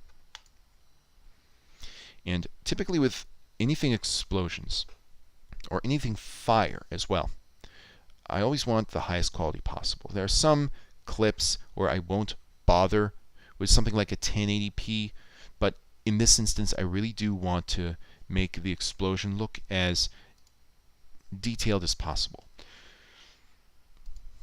because an explosion is going to attract a lot of attention. All right, now let's go to our folder. Jalon. Bada bing. Yes. And this is a long video. There are lots of different explosions that we can utilize in this. It's on YouTube and it's not really copyrighted. It's really catchy. Okay. I'll check it out for sure. One of my favorite radio jingles, and this is going a ways back. I think it might still be used because I think I've heard it a couple times on iHeart stations, at least within the past 5-10 years or so. There was, because radio advertising is one of the ways that small businesses actually try to garner more attention for their business. A sec. And the way that they do that is they make it a package. They'll have, like, they'll be advertised on the radio, and very often it's local car dealerships, it's some great food places, little things like that. But the way that there was this jingle that I remember, and it was to try and encourage small businesses to use radio advertising. And keep in mind, back in the 90s, 2000s, parts of 2010, radio advertising extremely effective because most people were in their vehicles just listening to the radio. Then, of course, Sirius XM blasted onto the scene. More and more people were adopting satellite radio, and that meant that there were very little opportunities for small businesses to get their business advertised on the radio. Hang on, let me make a quick fix here. But the jingle, to try and attract customers, it was this Richard Marx song, and he sings, "Radio gets results." I don't even know if it's on. Oh, thank you, Uncle LJ. I'll look at that after the stream. Here's the song. Okay, but that has always been in the back of my mind because it's just such a catchy jingle. You and I are about the same age, probably started making YouTube hoops as a preteen, right? Genuine question, how do you find the time and the motivation as an adult? So, you wouldn't know this. I'm actually now I'm in my 30s, but I actually started YouTube hoop not as a preteen, but at age 17. So, I didn't start as early as a lot of people did. But how do you find the time and motivation as an adult? And the answer is simple, I make it. So one thing that is often misunderstood, the word motivation. Motivation is only something that will come to you once you've actually started it. I think of it this way. I use this analogy in an earlier stream, but think of a boulder on the top of a very steep hill. The boulder has the capability of rolling very quickly to the bottom, but it needs an external force. That external force is not motivation. Motivation is what helps it to roll faster, but you cannot get motivated until you start. That's my best advice right there. Just start it and go wild, especially with this medium. So I didn't see an explosion I liked yet. I kind of like this one. What's up, the Mini Colored Journal? Welcome back, Mini Colored Journal. Think about these explosions is that it's almost like they're happening in midair. I could use one of them, but I want to see if there's one. Ooh, that's actually a really good one, but it lingers for a little too long. Oh, that's a nice one. Oh, I actually love this one. It actually gave me a really good idea. I can have the look at this. Look, the way that the explosion occurs, it's almost like it's happening, it was contained within a box. The smoke could be coming out of the microwave. Oh, this is good. This is such a great one. In most cases, I wouldn't even be able to use this because you have that boxed outline. But this is spot on perfect. I love it. I love it when things go to plan. Holy crap. That song mentioned Z100. Ooh.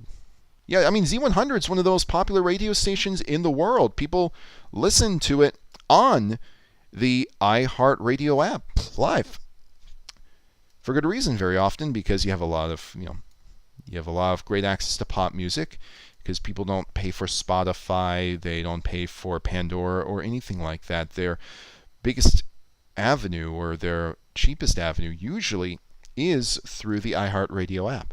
But also, Elvis Duran in the morning show, you can't not listen to that. Wonderful show, funny, great cast of characters. So it doesn't surprise me that they would have that included. Man, I was like 8 or 9 when I first watched YouTube Poops in the Golden Age. And you know what? It's amazing still that YouTube Poop was so popular. So for context, in the earlier days of the internet, what a lot of people gravitated towards when it came to that almost I don't know. I don't want to use the word immature here. I guess juvenile is a good word here. That almost juvenile humor. It was like Newgrounds or something like that. So YouTube Poop almost is like a continuation of all of those Newgrounds videos and those games that were very, I'm guessing, there were no holds barred, essentially. No holds barred. Hey, what's going on, Luna? Welcome back to the stream, and I love the kind words that you left on the comments of the last stream. Thank you so much. You're always welcome in. One of my favorite explosions in YouTube Poop is when Luigi says, "Looks kind of peaceful," and Morshu bombs Luigi and Mario before they get to the tree. Yeah, man, that actually reminds me of there's a video I made called Eminem Mario, where I've sentence mixed the song, the Eminem song "Lose Yourself" a lot of times. I actually thought about using a similar scene to that in that, but I elected to just keep it where it is. But that does sound like it's a very, very funny use of an explosion. The thing about explosions is that it's one of the easiest kinds of edits to make, because you're just tacking an explosion on top of something else. It's so simple and so popular. Come on, it's an explosion. What's not to love? All right, let's get this behind this, and then what I'm going to do is I'm going to reduce the opacity on it. I'm going to reduce the opacity. Actually, I'm going to reduce the opacity on this one as well, so it matches at the same level. And then, because the opacity... Okay, so we got the fire behind that microwave. I feel like we need to... I wonder what it will look like sped up. Yeah, sometimes it's a little bit funnier when it's sped up like that. It's almost like a kind of effect. Yeah, look at that. And I'll have to make it move with the camera pan, of course.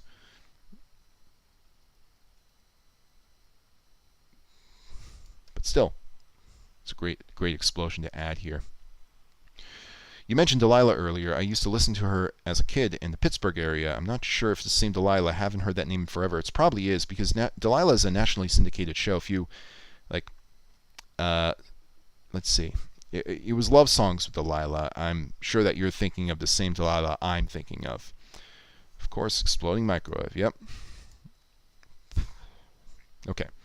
So right around here is where the explosion starts. I think I actually want to make it this little puff of smoke slight bit smaller, just a slight bit smaller. I want it to be contained in the glass of the microwave so that it doesn't look like any of it is escaping. Okay, well, it's still escaping, but here it's okay because it's still relatively contained. Yeah, that still looks good.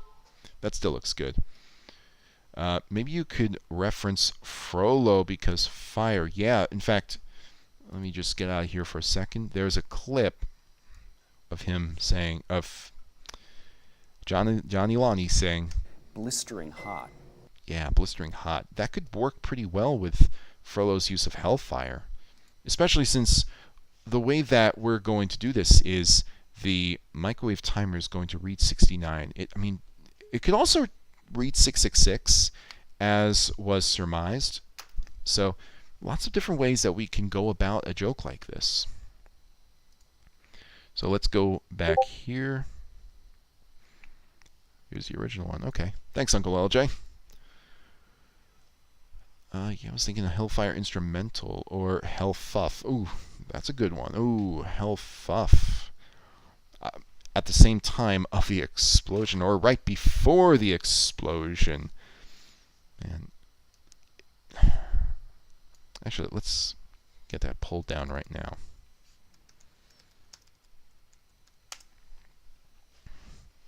Here we go. And let's see here. I'll just use a shorter version. It's probably going to take a little less time to download. Get that clip. Copy. Paste.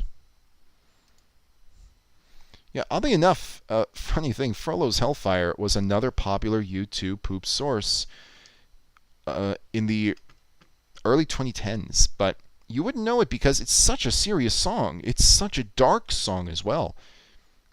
Juxtapose that with the way that Gaston is used in YouTube poops. But I think the reason why Hunchback was such a popular choice for YouTube poops has to do with how well he sings, how just drawn in you are to this song. I mean, it is undeniably a very, very dark song, and a lot of what happens in that movie, The Hunchback of Notre Dame, isn't really kid-friendly, but Disney tried to make it kid-friendly, but with the addition of the gargoyles. I wonder what the general reception would have been had they removed the gargoyles, because there are movies that are very nicely, I don't know, they're perfectly mature, and they respect the audience that don't have that kind of pandering. I'm thinking chiefly of The Prince of Egypt. The Prince of Egypt is a wonderful example of an animated film that, even though it does have a slight bent for kids, it takes its audience seriously. And because it takes its audience seriously, it is a lot more timeless. It's a much better film overall. Let's get the movement here. I think the camera only pans a little bit more after that. So let's do this. Actually, I just thought of a really funny sound effect to add. Right, I don't know about a funny sound. I don't know how to describe it, but there is a way that we can make an explosion sound funny in here, like hell, fuff, and pff. I'm biased towards 666. Yeah, that will work too. I think Hunchback should have had comedy, just not with the gargoyles, making it clear the gargoyles were in Quasimodo's head. I don't know. I mean, I'm not sold on the gargoyles. I'm just not. I think that, yes, having Quasimodo talk with somebody, actually, no, let me rephrase. I think the gargoyles are a good idea in theory. The way that they were done to be comic relief, I did not like. It just doesn't work. At least in my mind, because you can't juxtapose the seriousness and the dark themes of that film with something so light. I'm almost amazed that Disney decided to go through with making an adaptation of The Hunchback of Notre Dame, especially since in the end, he doesn't get the girl. It's the knight who gets the girl. Ooh, wait. Sound effect. Almost like a firework sound effect. Wait, are you telling me Shark Tale 2006 isn't a masterpiece. No, Shark Tale is the. Jeez. I'll go on a tangent about Shark Tale. I think it's the worst DreamWorks film. Come on, hurry up and skip. Thank you. Oh, that was a little jarring. I think that's actually a pretty good sound effect to use. It's got that pop. It's not like a it's more like a very quick pop. I like that. What the fuck is Shark Tale 2006? I thought you were referring to Shark Tale, the 2003 film or 2004 film, wasn't I? Also, I think the instrumental version of Hellfire, where crescendos, where the part where Frollo would sing "Be Mine" or "You Will Burn." I'm gonna try what I have in mind first, including the Hellfoff. I actually have a personal liking of Hunchback more than Prince of Egypt, but I like the latter two. The reason I love that's great. I think both movies are great, very good. I think the Prince of Egypt, personally, in my mind, is the best animated musical ever made. I have yet to see one as powerful as it. But I will not ever say that The Hunchback of Notre Dame is a bad movie. It is not a bad movie. I think that it is overall extremely, extremely good. But I think that there are some ways that it could have been better that I'm a little bit bothered by, that stand out to me. And I just wish it wasn't. I wish that wasn't the case. Okay, let's get that. This almost sounds like a gunshot, actually. Yeah, there we go. Yeah, Shark Tale, but I added 2006 for comedic effect. Okay. Yeah, because Shark Tale came out in 2004. I would know because I had a promotional when I went to see Sinbad back in the early 2000s. I got the theater I went to was handing out these promotional things, and they were showing these posters for Shrek 2 and Shark Tale. I remember they said Shrek 2 2003, excuse me, and Shark Tale 2004 coming soon. And I thought it was pretty good. Well, no, I didn't think that Shark Tale was good. I thought that, Sinbad was pretty good. Maybe Frollo could say turning when the microwave turns, if that could fit in. Turning. Leata Maria, you know I am a righteous man. Of my virtue I am justly proud. Leata Maria, you know I'm so much purer than the common vulgar licentious crowd that tell me dancing there. I'm just playing through the entire song in my head. I'm just singing through it to figure out when he says turning. Feel her, I see her, the sun caught in her raven hair is blazing in me out of all control. Like fire, hellfire, this fire in my skin, this burning desire is turning me to sin. Let's see. I'm gonna have to review the song. I don't know if he says turning. Yeah, I honestly thought that you're referring to a YouTube poop when you said Shark Tale 2006 as well. This burning desire is turning me to sin. Oh, I see what you're saying. The burning desire. So make turning. That's a possibility. I could explore that here. I could explore that. Let's do this first. Let's complete this. And I only need to get the hellfire part. I'm still going to add some space here because I want there to be a nice little part of this palette. Yeah, okay. After the bridge. I want to get the hellfire that comes after the bridge.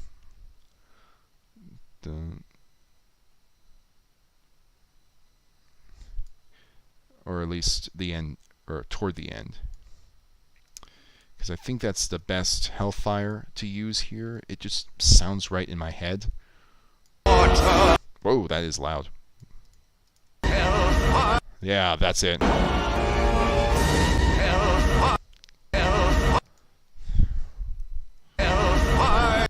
Okay. I want more enunciation on that H.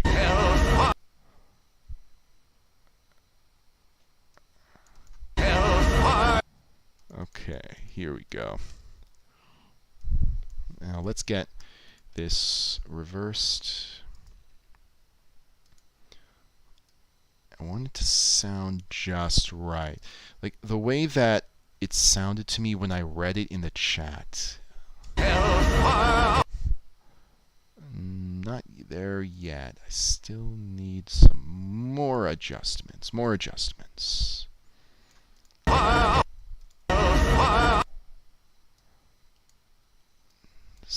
I need it to be shorter, and I need this to go back to the F sound.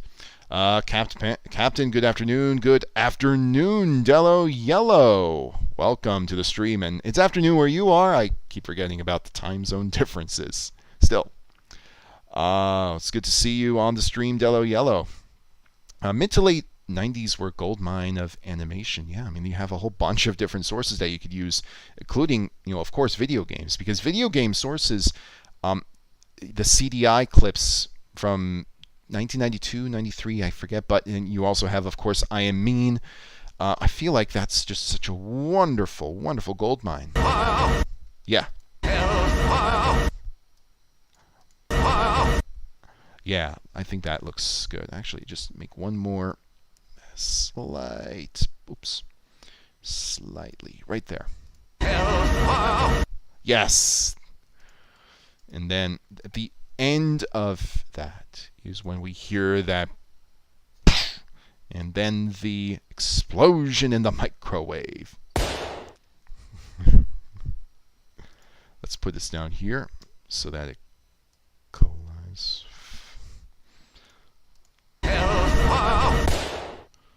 Let's see, should I bring it a little closer?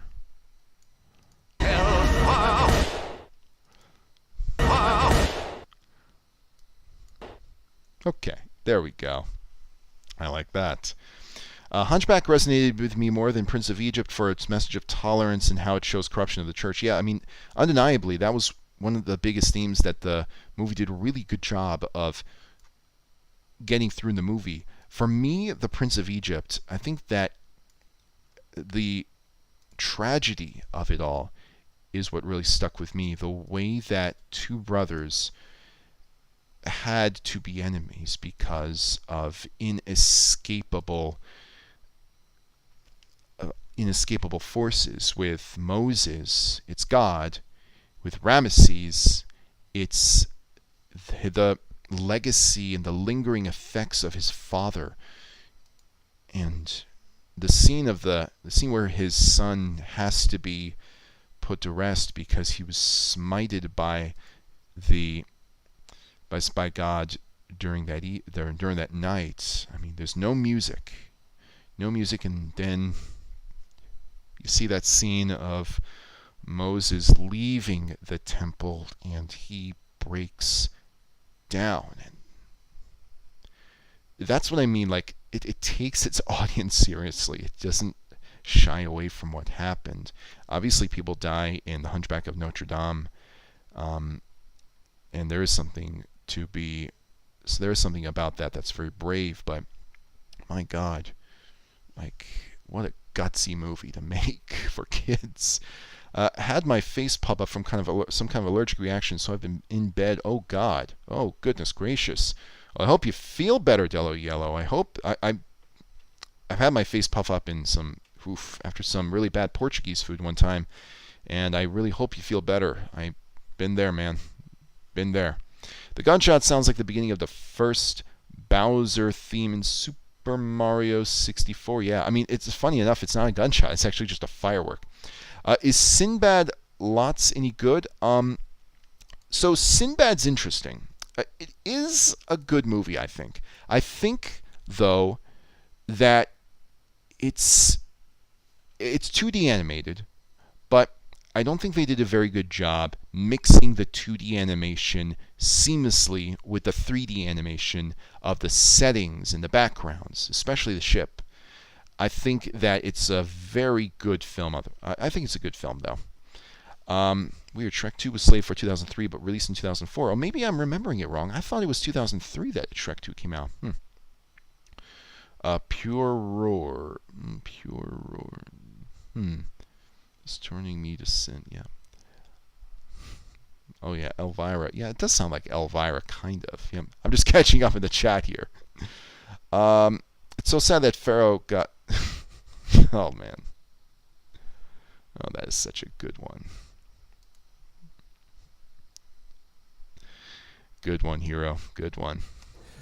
All right. Oh, before I proceed, let's see.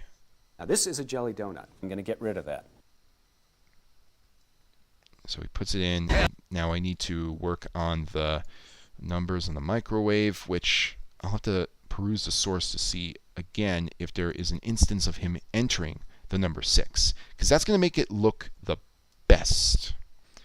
I'm just going to soften the tones here because the volume's not on the same level. I don't want there to be any jarring spikes in volume on this.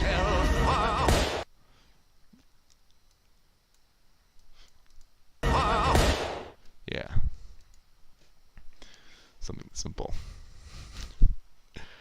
Oh, man. On the topic of my face, it was raw tuna and raw oh, man. Raw marlin sushi. I guess it wasn't all that fresh, but I'm doing fine. Oh, man. I hope you feel better. So it's kind of like, you know, bad Japanese. I guess you're not going back to that restaurant again. Oof. But glad to have you on the stream. Hope I can make your afternoon even better. All right, let's return to the source and see what else that we can do. I feel like we've barely touched everything. We've just gotten so many ideas that we really need to apply with. I really should, I guess, take more of an effort to work on this in my downtime. Like I said at the start of the stream, I've been actually working on Velma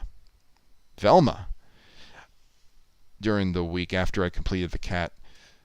The king uses ChatGPT. Are you unhinged? Well, I think Hero is with a joke like that. Maybe maybe Marlin's spirit in Finding Nemo was mad. Maybe you ate Nemo by mistake. Different things, different substances carry microwave radiation differently.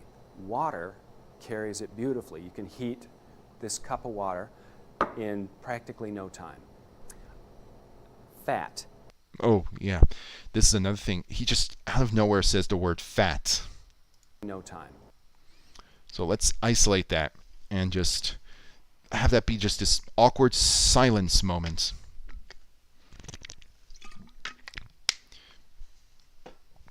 Like he's about to say something really profound and he just says fat. Fat carries.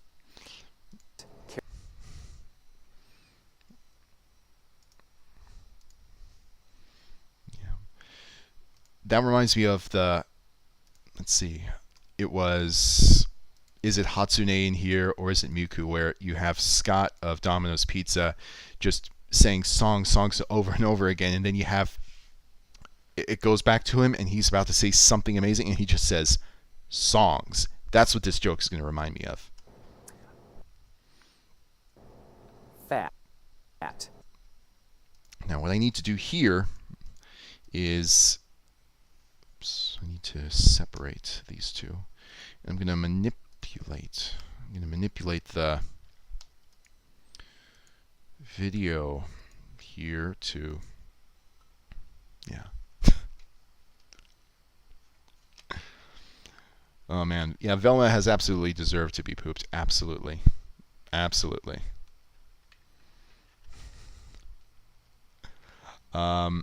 Man, wow, this is the Chad guy in real life. Well, first off, thank you for hopping on stream, Saigo. Welcome to the stream. Yeah, the Chad that I usually see from the memes is much better built than I am. Oh man, but Chad GPT, that would be a pretty swell AI service, just giving you the chaddest answers ever. I really want to see how the coffee shop one came out. So I'm focused, over the past week I focused more on the Velma one because I rewatched the parts of the episode again. I just got some great inspiration for them. The coffee shop one is being worked on as well. I just didn't work on it in the past week. Things are coming along nicely with that. I love the ideas that we've got for it. Oh man, fat. Fat. Okay. And then, because there's no music, this source, what makes it so good is that you don't have background music that affects the way that the speakers speak. Fat. So you can get a source like this. It's a beauty.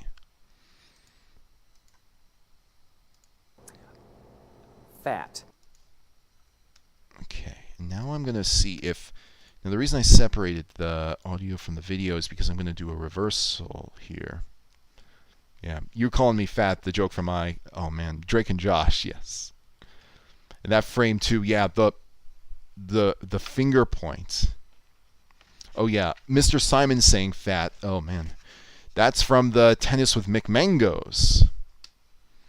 Fat, blisteringly hot, dirty. Yeah, he is. I think we know what he secretly likes. Go. We got some naughty terms accumulating. Oh, you betcha. You betcha. Hey, Catpan, I'm out past curfew, and I think the movie Serpico is boring. I've never seen Serpico. What's it about? You'll have to tell me. Didn't CS do a Morbius YouTube poop? Might have. Actually, no. I've been subbed to CS. I don't think I saw him do a Morbius YouTube poop. I know I did a Morbius YouTube poop, but I haven't seen any other, or very many at least, Morbius YouTube poops come out because, you'd think it's pretty much a meme movie. You can stretch the frame out when he says fat so it looks like he is... I'm guessing that there's the rest of the sentence coming out, but I'll wait for that. Luigi, I hope you made some spaghetti. No, Luigi. Yeah, like anticlimactic like that. He's pointing at the camera. Ooh, yeah, that's right. He is pointing at the camera. Let's see. That. Oh man. Oh, that's an even better idea than just doing a reversal. Let me put this to the side. Let's pull this. Now, it's not going to be a still image. What I do whenever I want there to be that kind of lingering effect here. What I'm going to do, actually, I'm going to reverse this clip. Then I'm going to... Let's see. How does he say it here? Does it... Fat. Fat.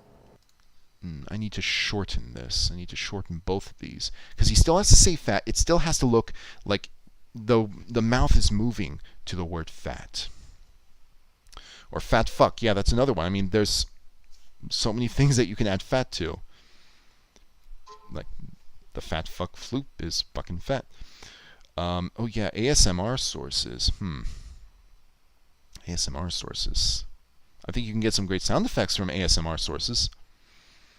Fat, and it gradually close-ups on the food, and it's tearing up. Oh man, I can't believe My Little Palsy is still live on YouTube. Yeah, My Little Palsy. I don't know. Actually, I think that because it's YouTube, I think you're probably not going to find it immediately when you search it. Oh, never mind. It's pretty up there.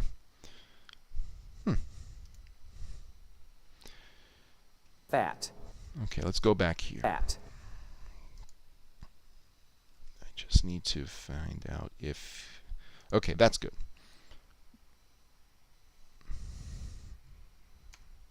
So what I'm going to do here is I'm going to try and keep that finger pointing at the camera. But it only stays in place for maybe a few maybe a millisecond.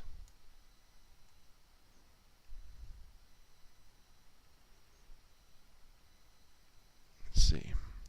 I want as much of this. I don't want his mouth open, though.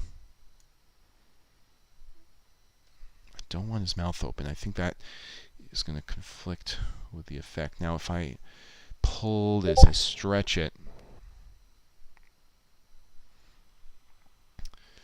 Oh, man. What is the little honk I hear ever so often? Well, that sound that you just heard is, like, I'm guessing that you just heard it right now. That's a little Discord notification. The reference of Out Past Curfew and Serpico is boring is that Velma says that. Oh, I have not gotten past that. I've only ever seen episode 1. I'm only using episode 1 in the Velma poop.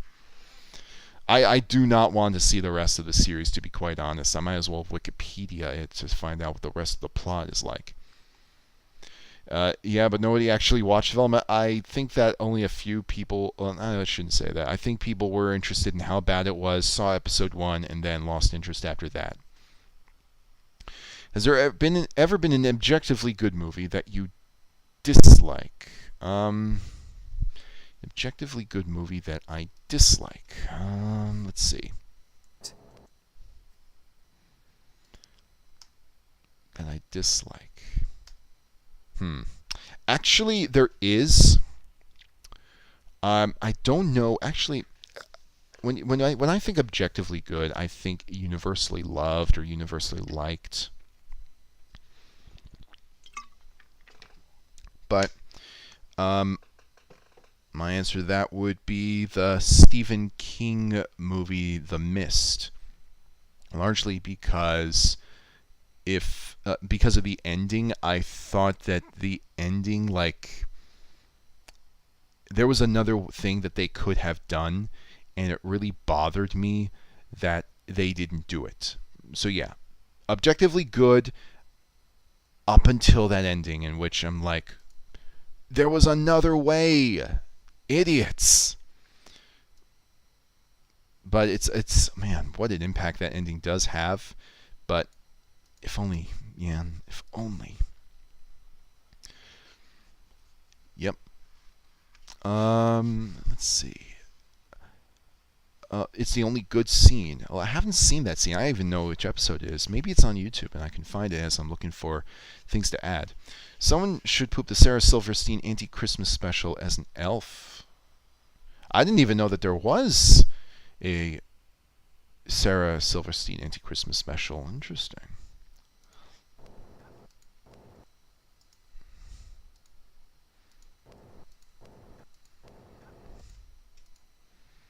Let's see. Fat. Fat. And this doesn't work as well. He doesn't keep his mouth closed long enough for this to work. Yeah, so what I'm just going to do is going to just get rid of these and bring this back. Now, I'll probably have to match it up again, but still. Fat. Just going to make a quick change here.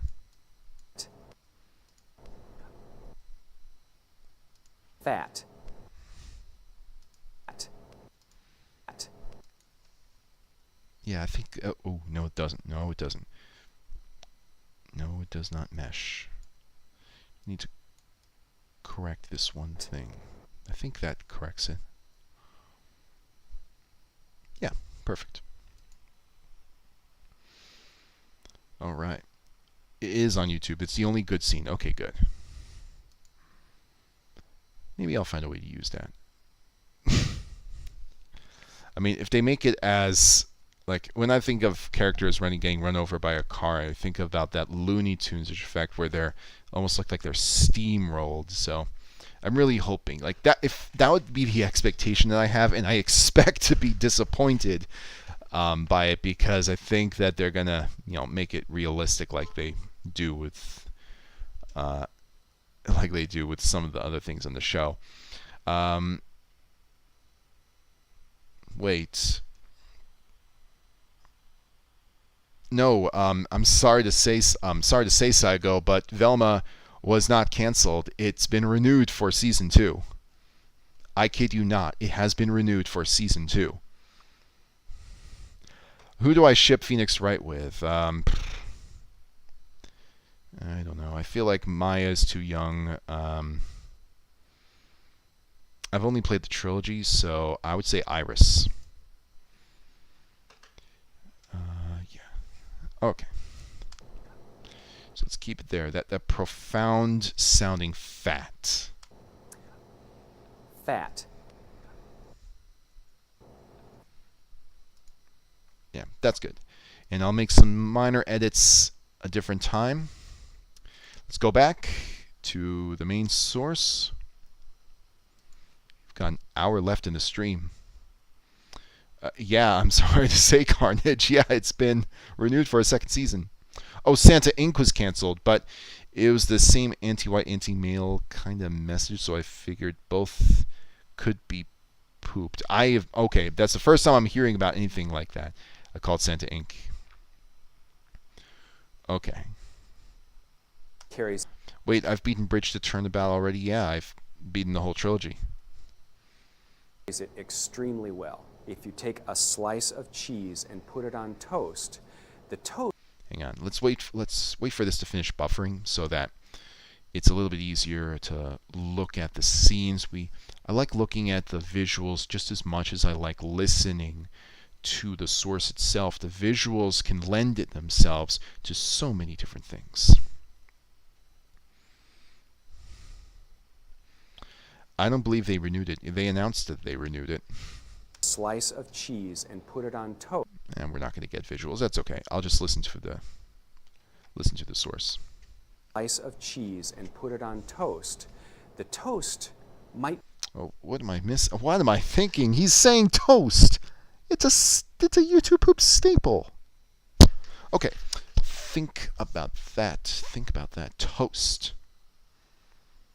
A slice of cheese and put it on toast. So we're going to use toast here. Take a slice of cheech and put it on toast. Cheech. Like Cheech and Chong. That's good. Good pickup. Good pickup.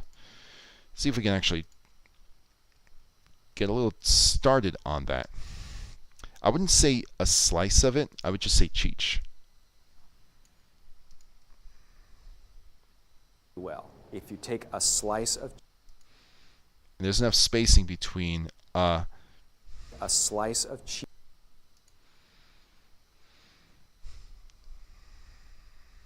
Come on, buffer. Cheese and. Here we go. I'm going to get rid of a slice of and just make Cheech. And we can add visuals. Just have Cheech going onto some bread or something like that. Cheese. He's got to start that CH sound a lot stronger. Cheese. Yes, there we go. I'm going to soften the start so we go a little bit more directly into that sound. Cheese.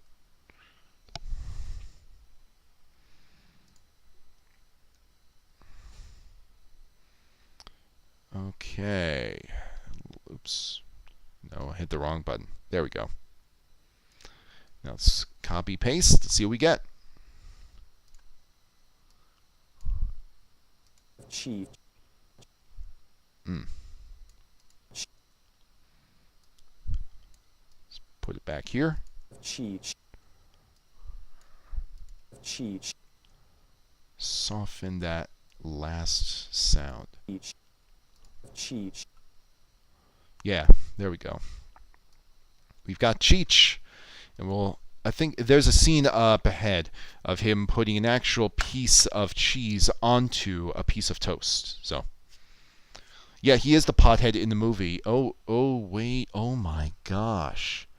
Earlier, he used the word pot. Let's try and rediscover that. I should have copied that. Let's say this was completely covered. This would be. We've got to go back a little bit further. Idea of the difference in the way. Okay, no. I think it was toward the end of this part. Incredibly popular in homes. In restaurants, they will reheat things. Right here, I think. Yeah, Cheech is. So there was a film called Cheech and Chong Up in Smoke. It's a stoner film. So Cheech Martin actually is the full name, but still, it's one of those movies where the higher you are, the funnier you are, or the funnier it is. I don't have a pot to clean. Yeah, here we go. I have a pot to. There we go. Integrate that somehow.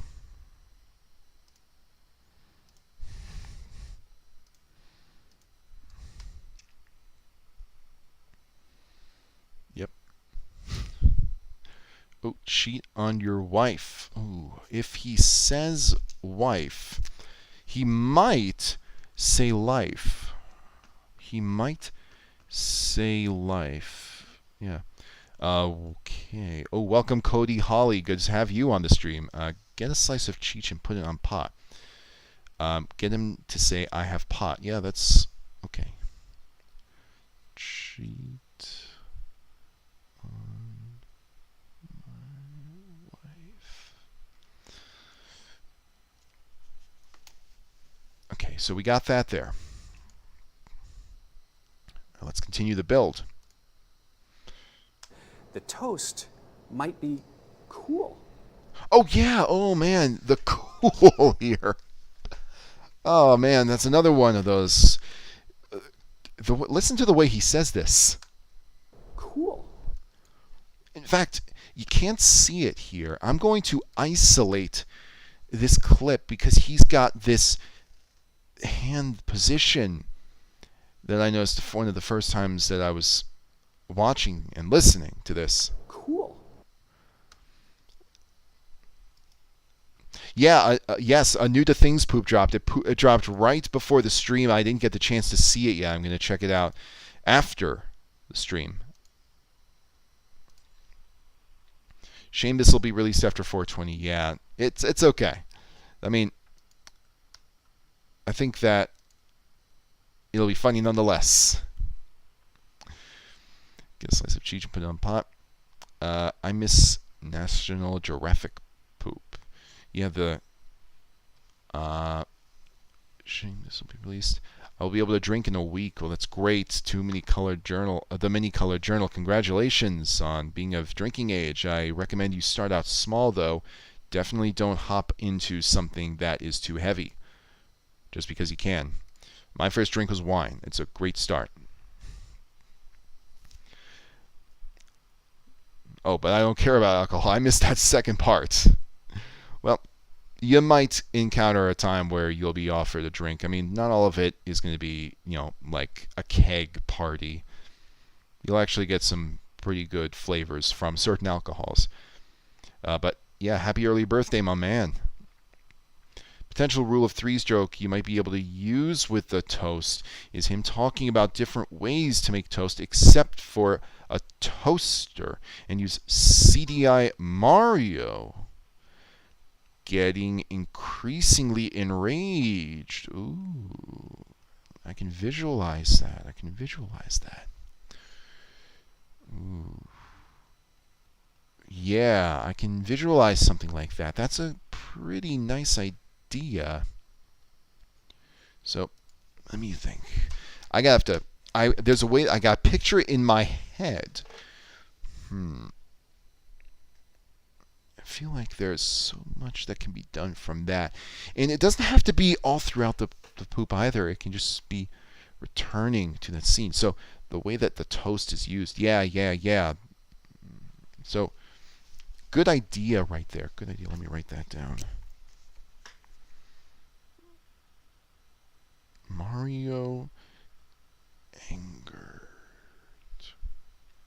by no toaster to make This is why I write things down. Great habit for anything that you do. Screw it, go full tequila. Yeah, I mean, tequila is a very, very hard drink. I would not start with that unless you, I guess, are dared to. Yep, yeah, definitely go watch it. I mean, I've no harm, no foul. It's probably really good. Rum is the best tasting without a doubt. Best tasting, I would say, actually, you'll find some pretty interesting rums that have a pretty good flavor, but all in all, I think that if you were to try a shot for the first one, rum chata mixed with a cinnamon whiskey, that creates a nice little cinnamon toast crunch effect. That goes down really nicely. Let's see. All toasters toast toast. Yeah, that was one of my initial thoughts as well. Gin is very nice as well. I would start with wine still if I had the choice between gin and wine, but gin is pretty nice. What's your favorite YouTube poop from a source you dislike? From a source I dislike. Favorite YouTube poop from a source I dislike. You know what? I don't know. Usually if it's a source I dislike, well, actually, no, I can't say that. Because as far as sources that I dislike, I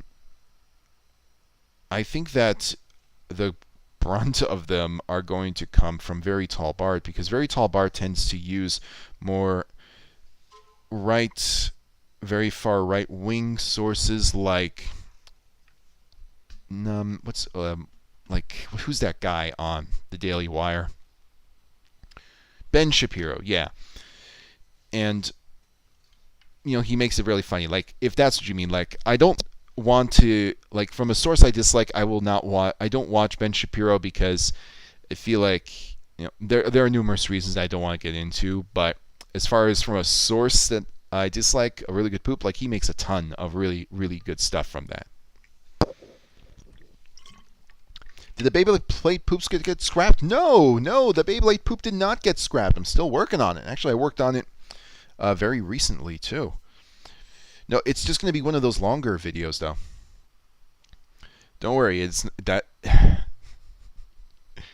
It would be a bummer if it was scrapped. Don't worry, I have no intention of scrapping it.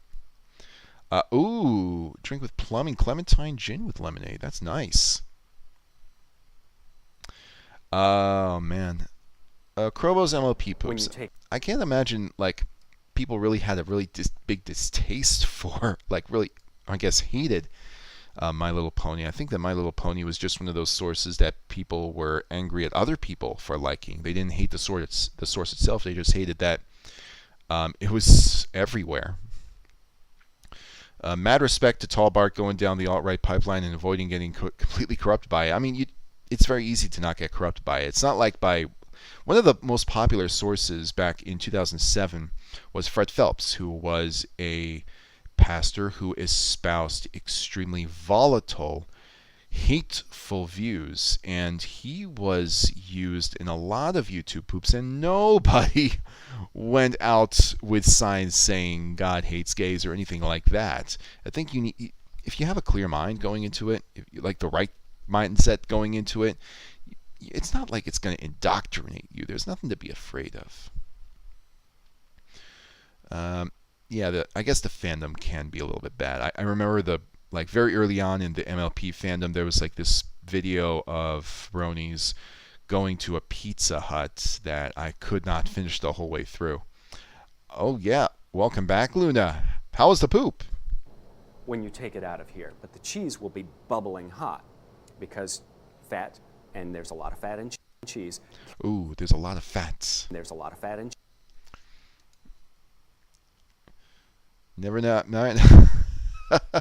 Never mind. I'm gonna get food. Be right back again. Fix yourself something to eat. And there's a lot of fat in cheese. And there's a lot of fat. Just get that lot of fat. All right, here we go. we want to on put. toast. Let's go right back to the fat. See, I'm just going to put it right there.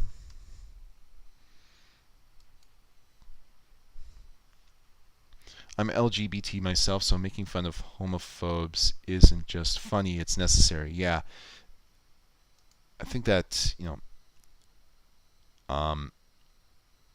Fred Phelps is probably what most people think of when people think about homophobia because he was so blatant with it. So, in that case, yeah, I can see that. You could say someone you could get someone fat and say there's a lot of fat. Yeah, I mean there's so many things that I could do with that line right there. There's a lot of fat. Man, this is one of those times like on stream where I am just so flummoxed by the paradox of choice of how to go about it. But there's still so much to this source. Like it's unbelievable. Look, we are halfway through the source, give or take, and we've picked out so much stuff that's going to make a wonderful, wonderful video. Fat and cheese carries microwave radiation really well. Sugar carries microwave radiation. Salt does to a certain extent. And so if you're salting things and you're putting them in the microwave. Ooh, I have an idea. Honestly, it's mainly that the alt-right pipeline can be more insidious than an overly explicit preacher, and I've seen and known enough people that fall into it, so I'm quite anxious around that topic. Yeah, I don't blame you, because a lot of times what people like, even though a lot of people think about the more overt people like Fred Phelps, what really is damaging in these days when it comes to harming the LGBTQ plus community, it's more subtle things, like some of the subtle things between members of the family, or more under the table things that happen in politics.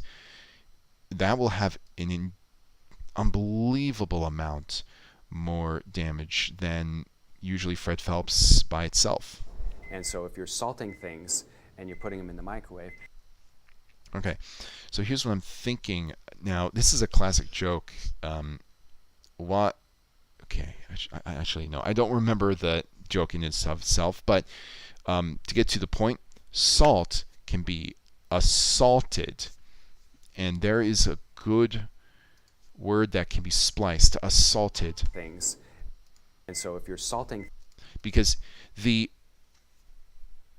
way that he says salt, when you say the word assaulted, that second syllable gets the emphasis. And here he's putting emphasis on the word salt in this sentence. So this is going to be a great little thing right here. As he was trying to reach for the beeping microwave, I had a thought of him constantly trying to stutter through the beeping to say something, and then I-beam blowing it up in annoyance. Well, I think that the first part of what you said, that's a really, really like easy thing to envision happening. Like he just gets cut off by the beeping, and then yeah, I mean we could do the laser eye things as well. All right, let's see. Salting thing. Salting.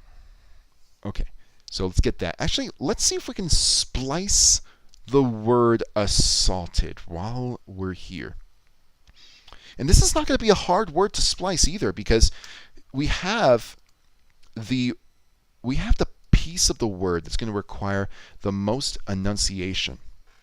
And words that end in ed, usually the ed sound is not emphasized either, so we don't have to worry about the form that ed takes. It's almost always going to be a softer sound, and the a, it's almost like an sound. Instead of a soft a, it's almost like a soft u. We can definitely pull that. I agree, such as being sympathetic only to straight people's depression, but saying you're smart so other people have more problems to LGBT. Yeah, I mean there's so many unfair ways that people get discriminated against like that, and it's it's just these subtle prejudices that people have that have been, I guess, spoon-fed With part of salt reversed for tossed. If we reverse salt, reversing the word salt, let's see.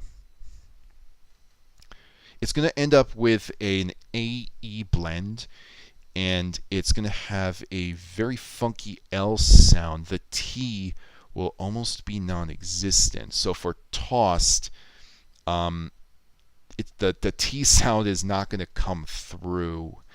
Yeah, let's move on to the. Yeah, I agree. Let's move on from this. I'm not that I'm against talking about it, but it does have some effects that, sometimes talking about such serious things can be a little bit disheartening. And I do want this to be a stream that everybody can just tune into, enjoy themselves, watch something being made, participate in something being made. And you know what? There is a lot to be said about that. I think we're all a big family here, a nice big family. Okay, now I sound like Bob Ross. Yeah, let's see. E is indeed interesting. Yeah. OS for part of Salt Reverse. Yeah. Hey man, been a fan of your work since the beginning of YouTube. I hung up on the YouTube poop hat years ago, but I'm so glad to see some old masters still plying their craft. Thank you so much, Chris. It's good to have you on the stream. It's good to see that you stopped in. Thank you so much for the kind words. Thank you so much for being a fan. Things and you're putting them in the microwave, rather than doing it beforehand, do it afterwards so you don't get little hot spots from where the salt is actually touching. These hand motions, it's like a chipmunk. The food. All right, here is our jelly donut. On the outside, outside, it feels just a little bit warm. It feels nicely warm. But if you pick this jelly donut up, up is got a lot of emphasis. It's the sound that we need, but too much emphasis.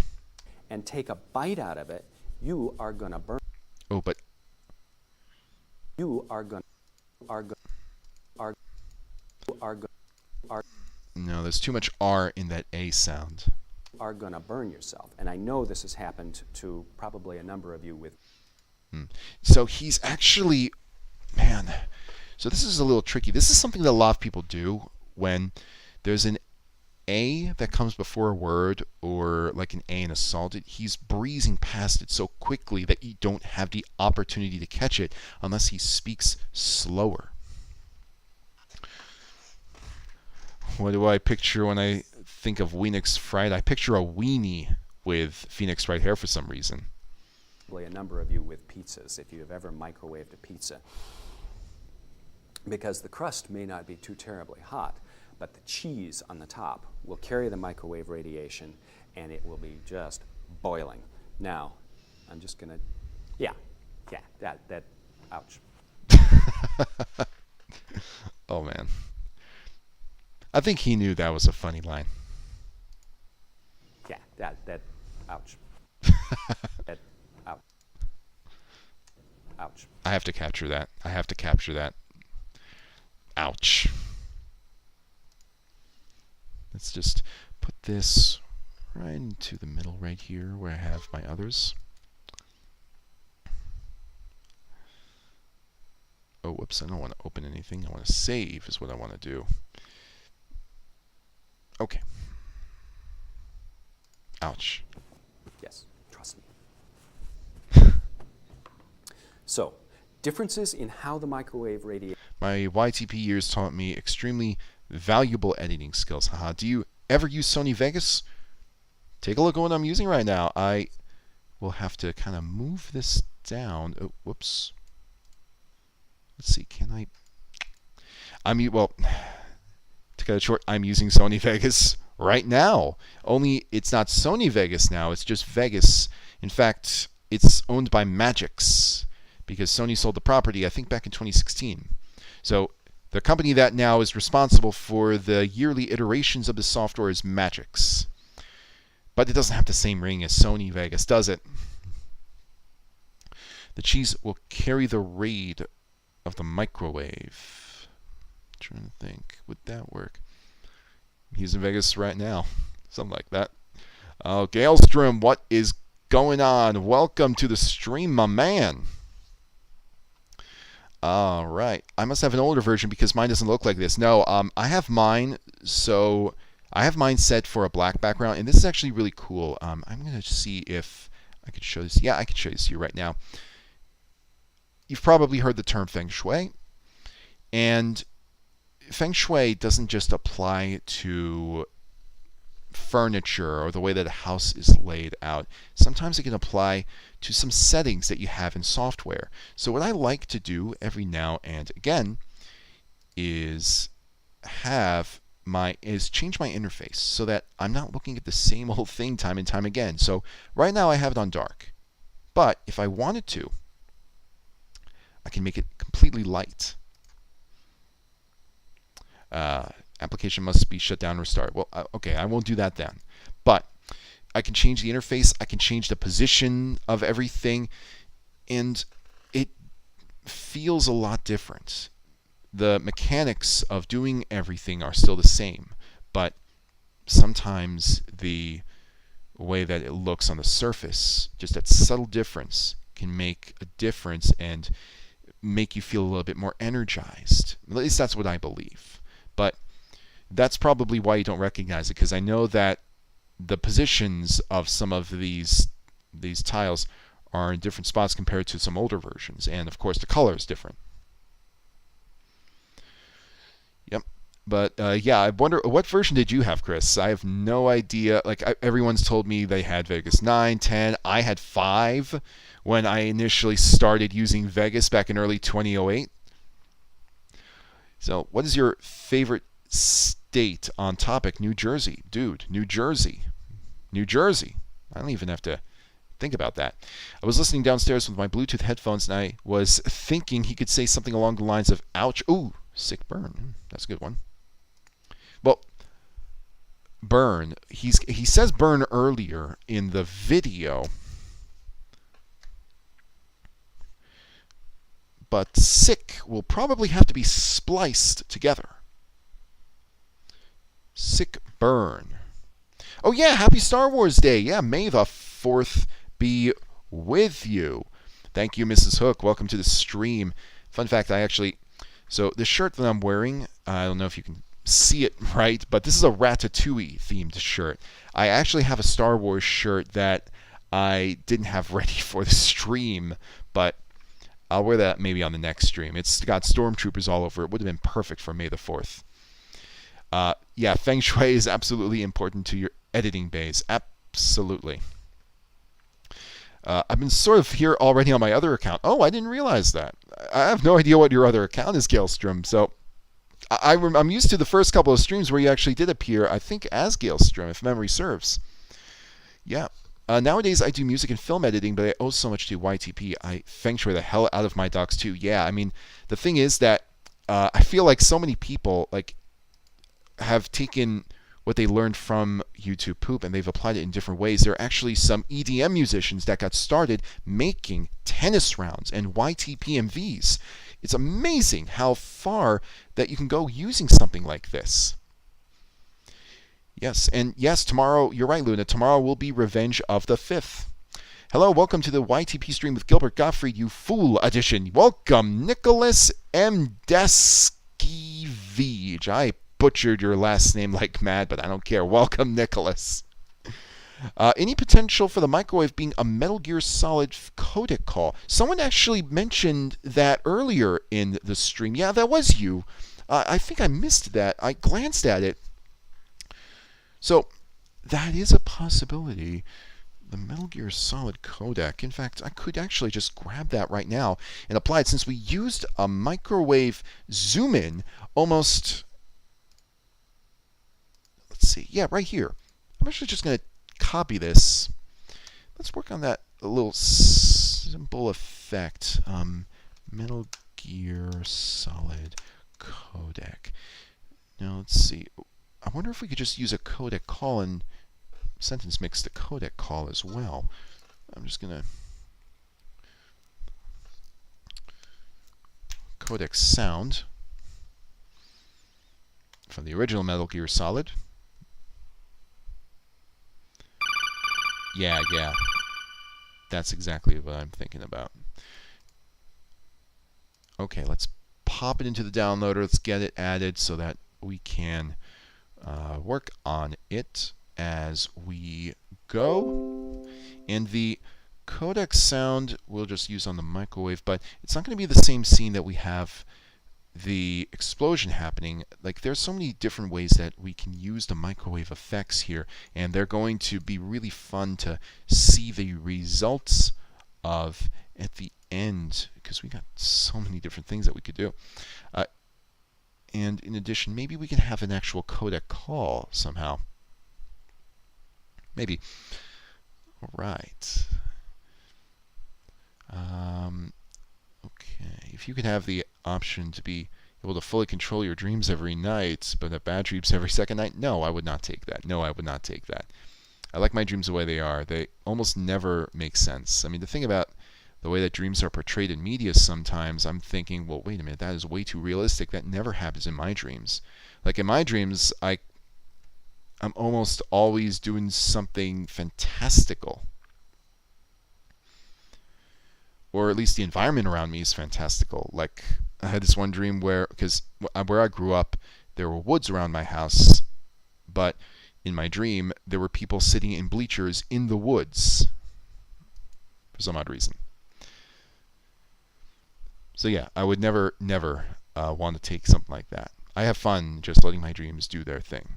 I had like every version. I think I stopped at Pro 9 or 10. Yeah, I used 10. I don't think I ever used 9, but 10 was all right. I think 10 had a great feature that you could use to upload directly to YouTube, right from Vegas itself, once the video had been finished rendering.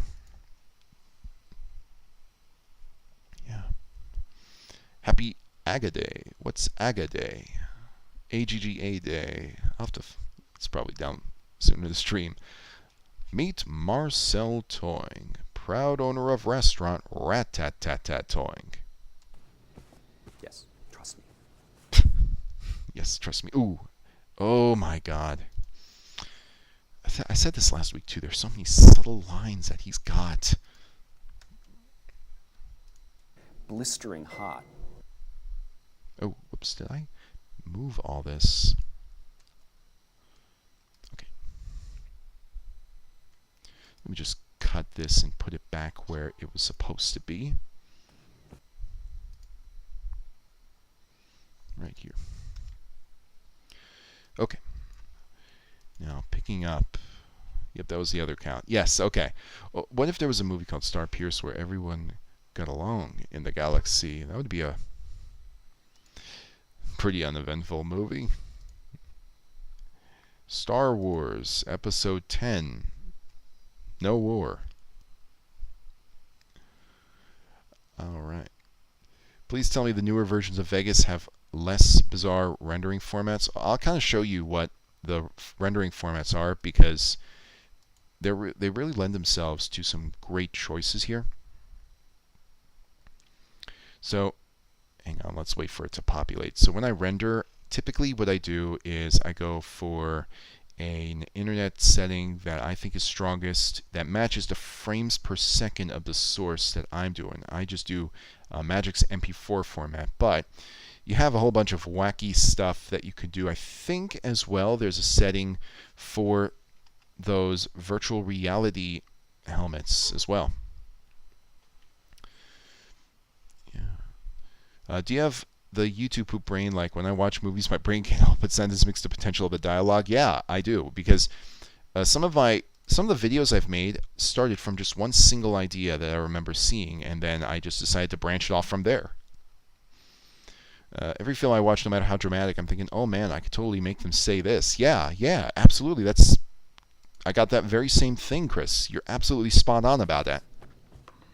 So, differences in how the microwave radiation carries make a difference in how the thing heats. Yep, and again, there's the thing. And it's real important to remember that, because if you bit into that, you would remember this jelly donut for the rest of your life. Ooh.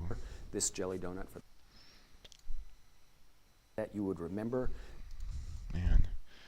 You would remember this jelly donut for the rest of your life. I wonder if he's like a comedian when he is not doing these kinds of videos.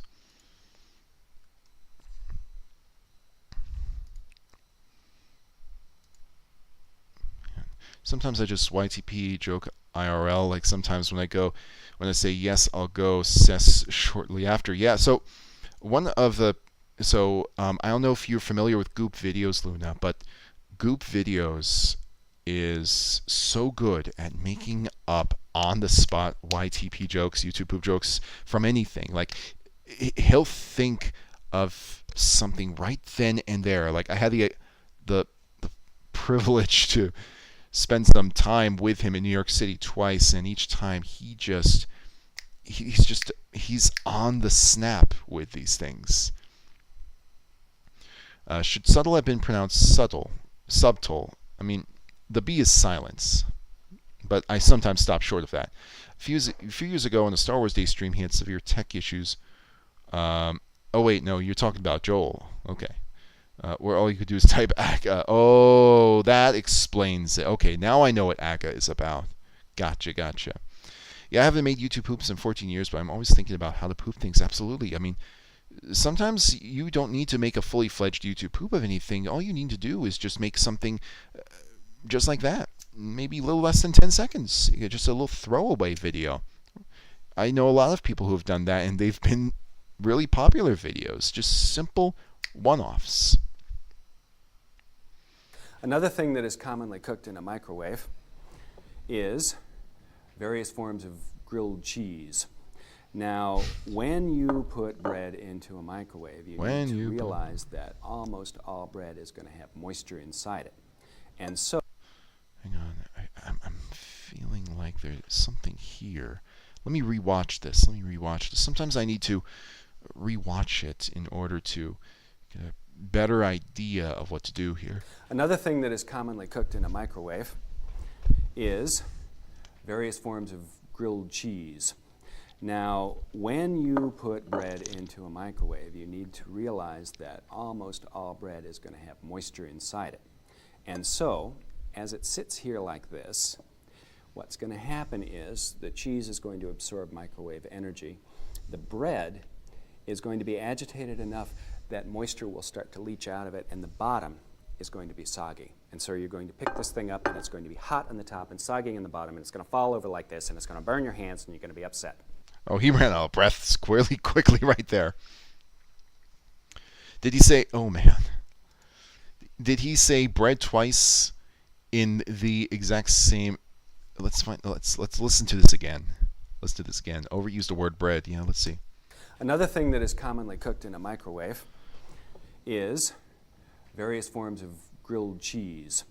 Now, when you put bread into a microwave, you need to realize that almost all bread is going to have moisture inside it. Yeah, and he so, does say it twice. As it sits here like this, what's going to happen is the cheese is going to absorb microwave energy. The bread is going to be agitated enough that moisture will start to leach out of it, and the bottom is going to be soggy. And so you're going to pick this thing up, and it's going to be hot on the top and soggy in the bottom, and it's going to fall over like this, and it's going to burn your hands, and you're going to be upset.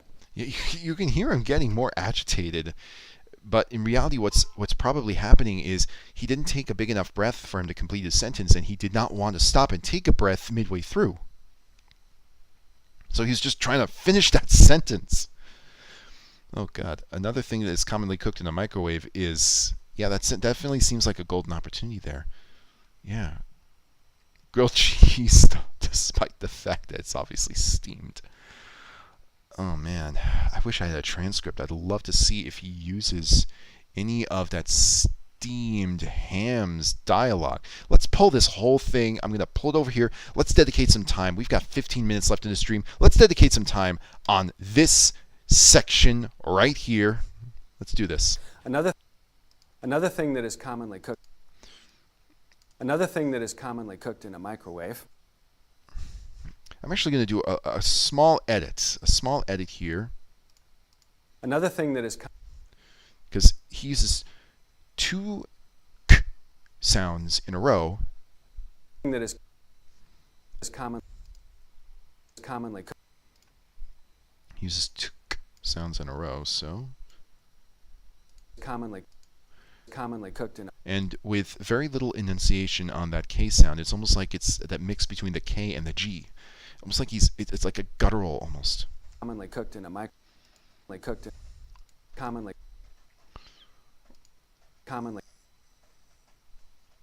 cooked in a mic. Cooked in a mic. Let's see. Commonly cooked. What I'm going to do is I'm just going to switch the common and the cook. Commonly It's going to be a little tricky. commonly cooked. Cooked. Cooked in. Cooked in. Okay. Cooked in. Oh, I'm moving it. That's why. In a mic. Cooked. Cooked. Cooked. Cooked in. Cooked in a. Cooked in a. And I just got to listen for some subtleties because the way that he's saying these words fast, so I need to listen very carefully to make sure that I'm splicing this off at the right spots. Cooked in. Cooked. Cooked in. Cooked in. Cooked in a mic. Okay, let's see.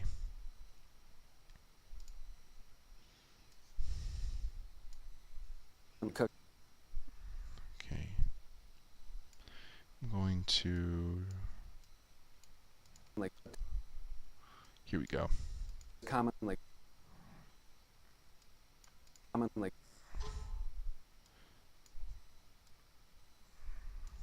That is cooked like. Is cooked. Cooked like. Let's see how it sounds. And if it doesn't sound good, no worries, we'll just move past it. Or maybe I'll keep it in. Common in a microwave. Thing that is cooked like common in a microwave.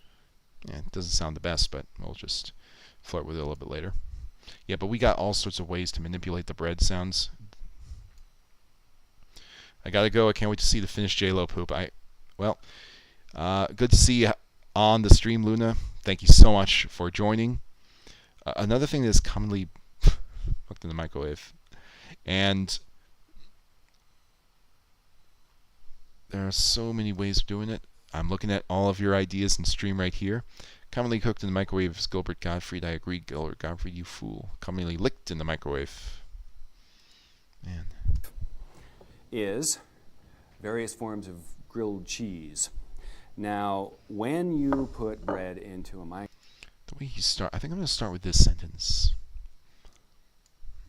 Now, when you put bread into a microwave, you need to realize that almost all bread is going to have moisture inside it. Almost all bread is going to... Microwave, you need to realize that almost all bread is going to have... Microwave, you need to... I think it's a good idea to start at you need to realize. That you need to realize that almost all bread is going to have moisture inside it. And so, as it sits here like this, what's going to happen is the cheese is going to absorb microwave energy. The bread... Commonly looked in the microwave. Commonly cooked or cook in the microwave. Yep. Gotta go early. See you next week, Cap. See you next week, Mike. Good to see you on the stream. Almost gonna, yeah, Grim, that was one of my first thoughts. Almost all bread is gonna have bread inside bread. Shows, and then it shows Indiana Jones melting scene with the cook hat. Oh man, that's a really disturbing scene for me. Yeesh. Is going to be agitated enough that moisture will start to leach out of it, and the bottom. Leach. And the bottom will start to leach out of it. Leach out.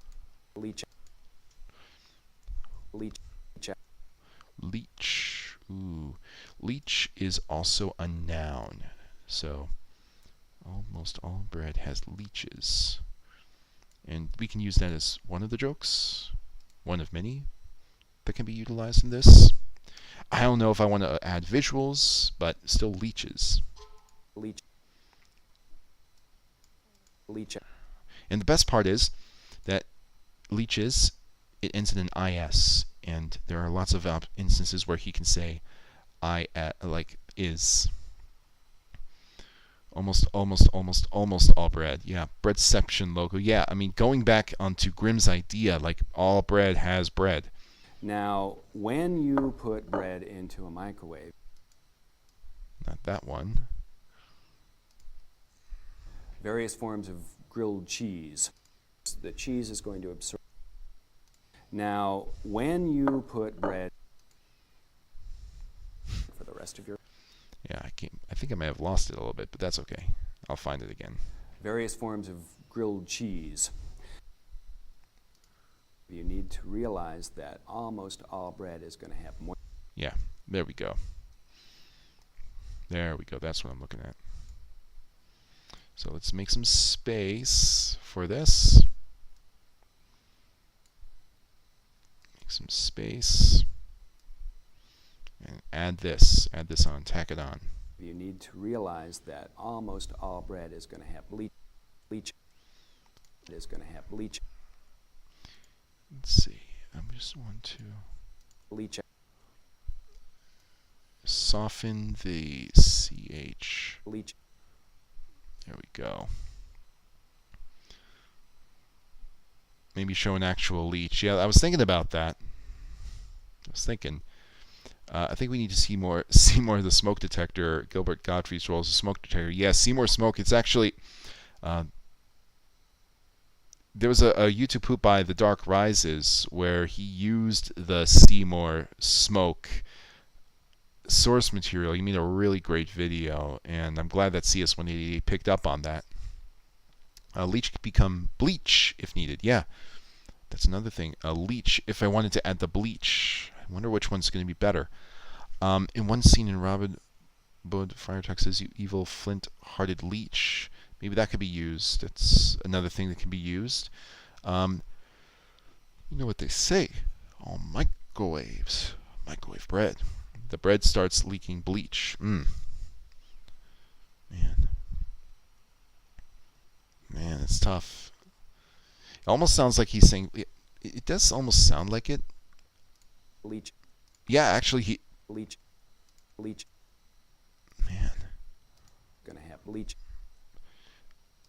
I don't know if it's just the way that he enunciated that L. It's instead of leech, he's saying a leech, but the guttural sound that he makes almost takes the form of a B without him even trying. Bleach might be the best way to go with it because getting rid of that. Hold on, let's see. Bleach. I mean, I could get rid of the leech, but I think bleach also is a very viable opportunity. I'll need a stronger B sound, and I'm going to mix it. I'm going to have it bleed into that scene so that it's able to, so it's going to come out a lot better. So we'll do that. My spelling is dying of tiredness. Sorry, that's okay. That's okay. Fun fact, after the All-State VHS with Seymour Smoke, they changed his voice to Jason Alexander. Oh my god, really? Wow. Well, I can see Jason Alexander doing it too. Oh, he's almost got that, man, that voice when he gets riled up. I can see that working. Energy. The bread is going to be agitated enough that moisture will start to leach out of it, and the bottom is going to be soggy. And so you're going to pick this thing up, and it's going to be hot on the top and soggy in the bottom, and it's going to fall over like this, and it's going to burn your hands, and you're going to be upset. In the bottom, and it's going to fall over like this, and it's going to burn your hands, and you in the bottom, and it's going to fall over like this, and it's going to burn your hands, and it's going to fall over like. Man, he's getting so worked up about it. His face looks symmetrical in that shot. Are you talking about this shot? Let's see. Be hot on the top and soggy in the bottom, and it's going to fall over like this, and it's going to burn your hands, and you're going to be upset. Man, he sounds like it's happened to him. Symmetry in the face. It's almost symmetrical. I mean, the thing about his hairline, as you can see, is that it's over his eye instead of over his nose. So it's not perfectly symmetrical. What, is Gilbert Gottfried not children-friendly enough? No, I think he made his case about being very children-friendly when he starred in Aladdin. I think they've almost always brought him back for everything Aladdin after that. It's gonna fall over and burn you. Ooh, ooh, ooh, ooh. That's soggy. And so you're going to pick this thing up, and it's going to be hot on the top and soggy in the bottom, and it's going to fall over like this, and it's going to burn your hands, and you're going to be up. It's going to fall over like this, and it's going to burn your hands. yeah. The air horn. Man, I can envision that, but I need the U sound. The U word rather. That's a nice little. That's a nice little image right there. Let's see. Oh, that's my little cat saying. That's my little cat saying hello down here. You know what? 5 minutes left. Let's add a little Zoe to the stream. I call that fan service. And let's get that wrecked air horn.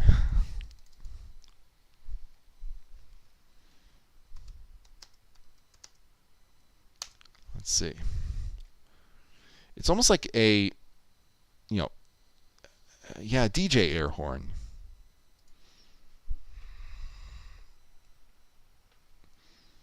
Oh my God. Something about that air horn just... It sounds like something that you would hear after a huge diss. I think that's a good way of describing it in many colored. Yeah, like the wrecked horn. I can't believe Cyberchase is still going even after Gottfried's death. It's nutty that they had to change. Wait, Cyberchase is still going? That show's been on the air for 2 decades? That's amazing. Holy smokes. Hello there. So DJ air horn sound effect. Let's pull it in. And we'll work on this. It's going to fall over like this, and it's going to burn your. Yeah. So he's saying burn your hand, but burn your hands. I think maybe we can make something work from this. Let's get the. Oh, that's loud. That is loud. Too loud. I mean, I know it's supposed to be loud. It's an air horn, but still. All right. Oops.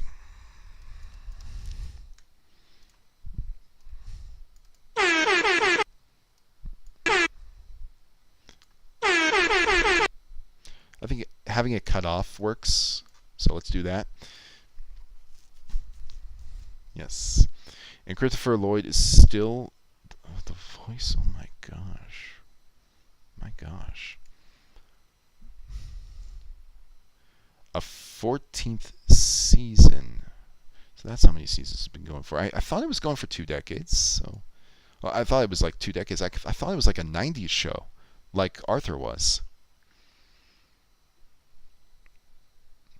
Yep. Okay. Returning here. I think that I'm going to... Let's see. We got 2 minutes left in the stream. Let's see if we can find something really quick. Something we can pull into our batch. So, when you put it in there, and I've actually worked in restaurants where this was procedure. Hold on. Put it in there, and I've actually worked in restaurants where this was procedure. We made grilled cheese sandwiches, and they were like that big, and they had that much cheese in them. And so, of course, by the time you brown it on the grill, nothing's happened to the cheese. It's just sitting there going, am I still in the refrigerator? I'm cold. Oh man, I feel like there is a really good visual for this. I've got to pull this. Am I still in the refrigerator? I'm cold. I'm cold. Oh my god, I wish the video could buffer, because I feel like he's making like a motion with this. The evil mayor in Paw Patrol. Okay, that's who they replaced him with. I remember when they replaced him as the voice of Affleck because he made offensive tweets after the Japanese tsunami, and they weren't trying to, they were trying to find as close as a voice to Gilbert Gottfried as they could. It was evident, but it just wasn't Gilbert Gottfried. Am I still in the refrigerator? I'm cold. And I cannot wait to see what this looks like.